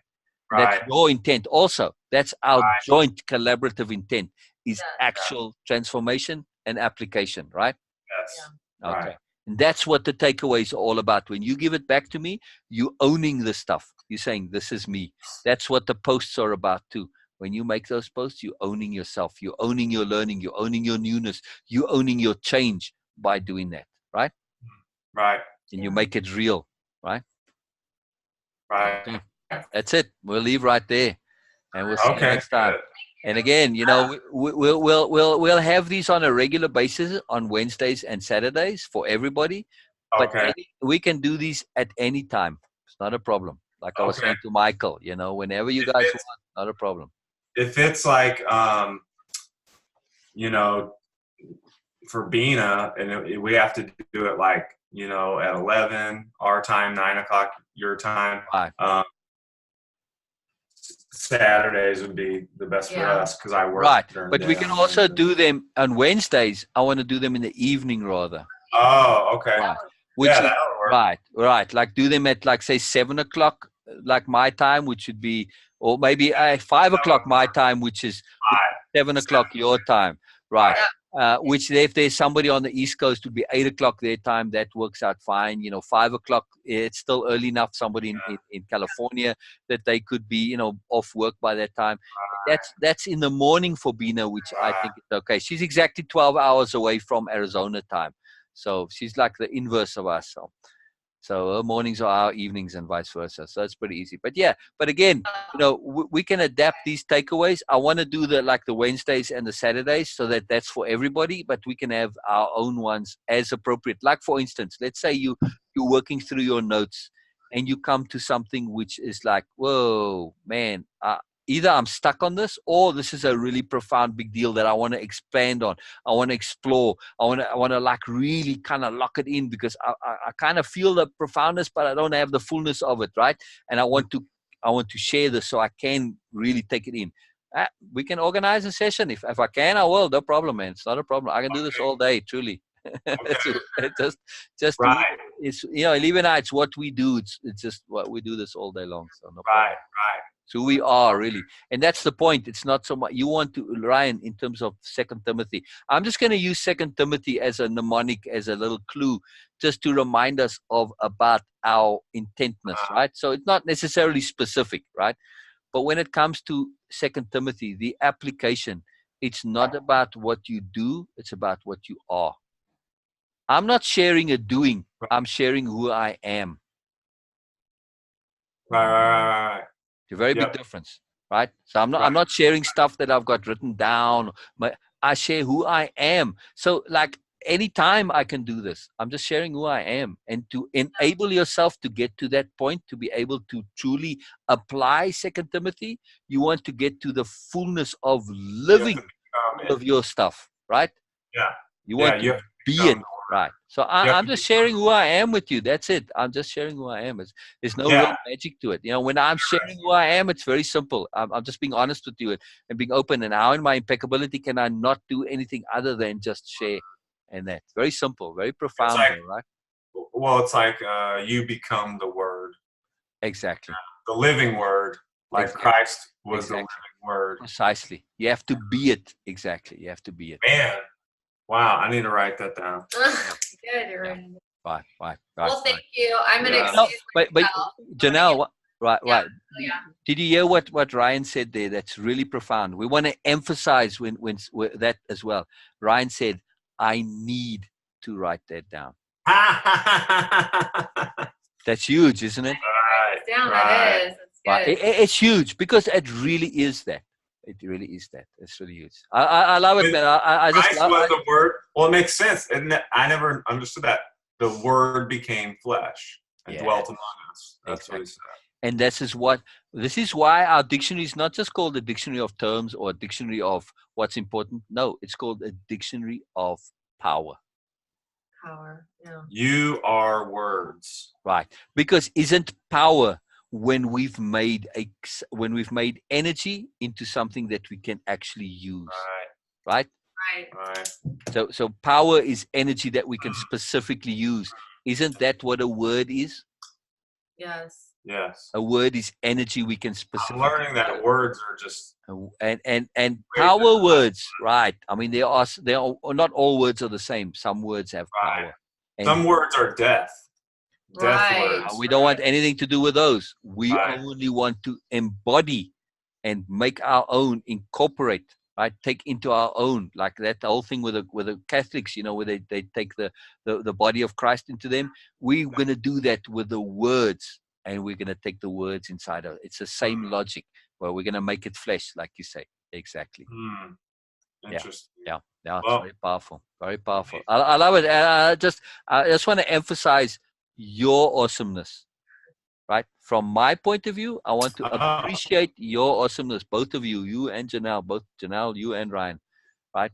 I want you to understand that you are like way awesome. Now, I want to appreciate yourselves also. So write this in your notes, please. Right? I said this to somebody, and I was dictating to them, and I said, write in your notes, I am not ordinary. And they said to me, yeah, I know you aren't. I said, no, man, I mean you, bloody hell. Right. So you want to write it in the first person. I am not ordinary. I am awesome. Yeah, awesome. Right. But also that you're not ordinary. I specifically say not ordinary and awesome as well, but to appreciate that you're not ordinary, which doesn't necessarily make us better than anybody else. We just want to understand and appreciate that we're not ordinary, right? It makes us strategic. Yes. Yeah. It makes us strategic. That is nice. It feels good. Yeah, it's huge. It's huge. You guys are just fantastic and awesome, but you're also not ordinary, and that's the point. You know, the same way as I can honestly say I'm not ordinary. I own that. I know that. I have to, because otherwise I'm just going to bullshit myself to not say that, right? So it enables me to say that. I realize I'm not ordinary, and that enables me. In the same way, you guys aren't ordinary. You have to own it fully. And when you really connect to that, saying Bina's not ordinary, Michael's not ordinary, it's peeling away that layer that we cover our unordinariness with, right? Michael is a great example. Michael's got a very strong layer of ordinary in terms of how he appears. There's a lot of unordinary in Michael. Am I right? Yes. Right. So use this example for Michael, and when he sees this video, that's why I like him. Of course, that's why I love Michael. Michael's got a profound earnestness to him, which I love earnestness, right? That earnestness is not ordinary in Michael, correct? Correct. Yes. Right. You have earnestness too. We all have earnestness, but in Michael particularly so, right? Yes. we are unordinary in different ways. You know what I mean? Like, for instance, and a lot of people. Oh, go ahead. A lot of people can, perceive that in the wrong way. Precisely. Because he means well, but sometimes I would just say sometimes he needs to learn about timing and appropriateness of when diplomacy. Right. Yeah, because with his wife, I have to get the baby. Yeah, so get the baby. Thank you again. Oh, I love it. Good timing. I love it. It'll come, Ryan. It'll come. We have to trust. See you guys. Bye bye. Yeah. Yeah. Cheers, man. Cheers. Yes. Thank you.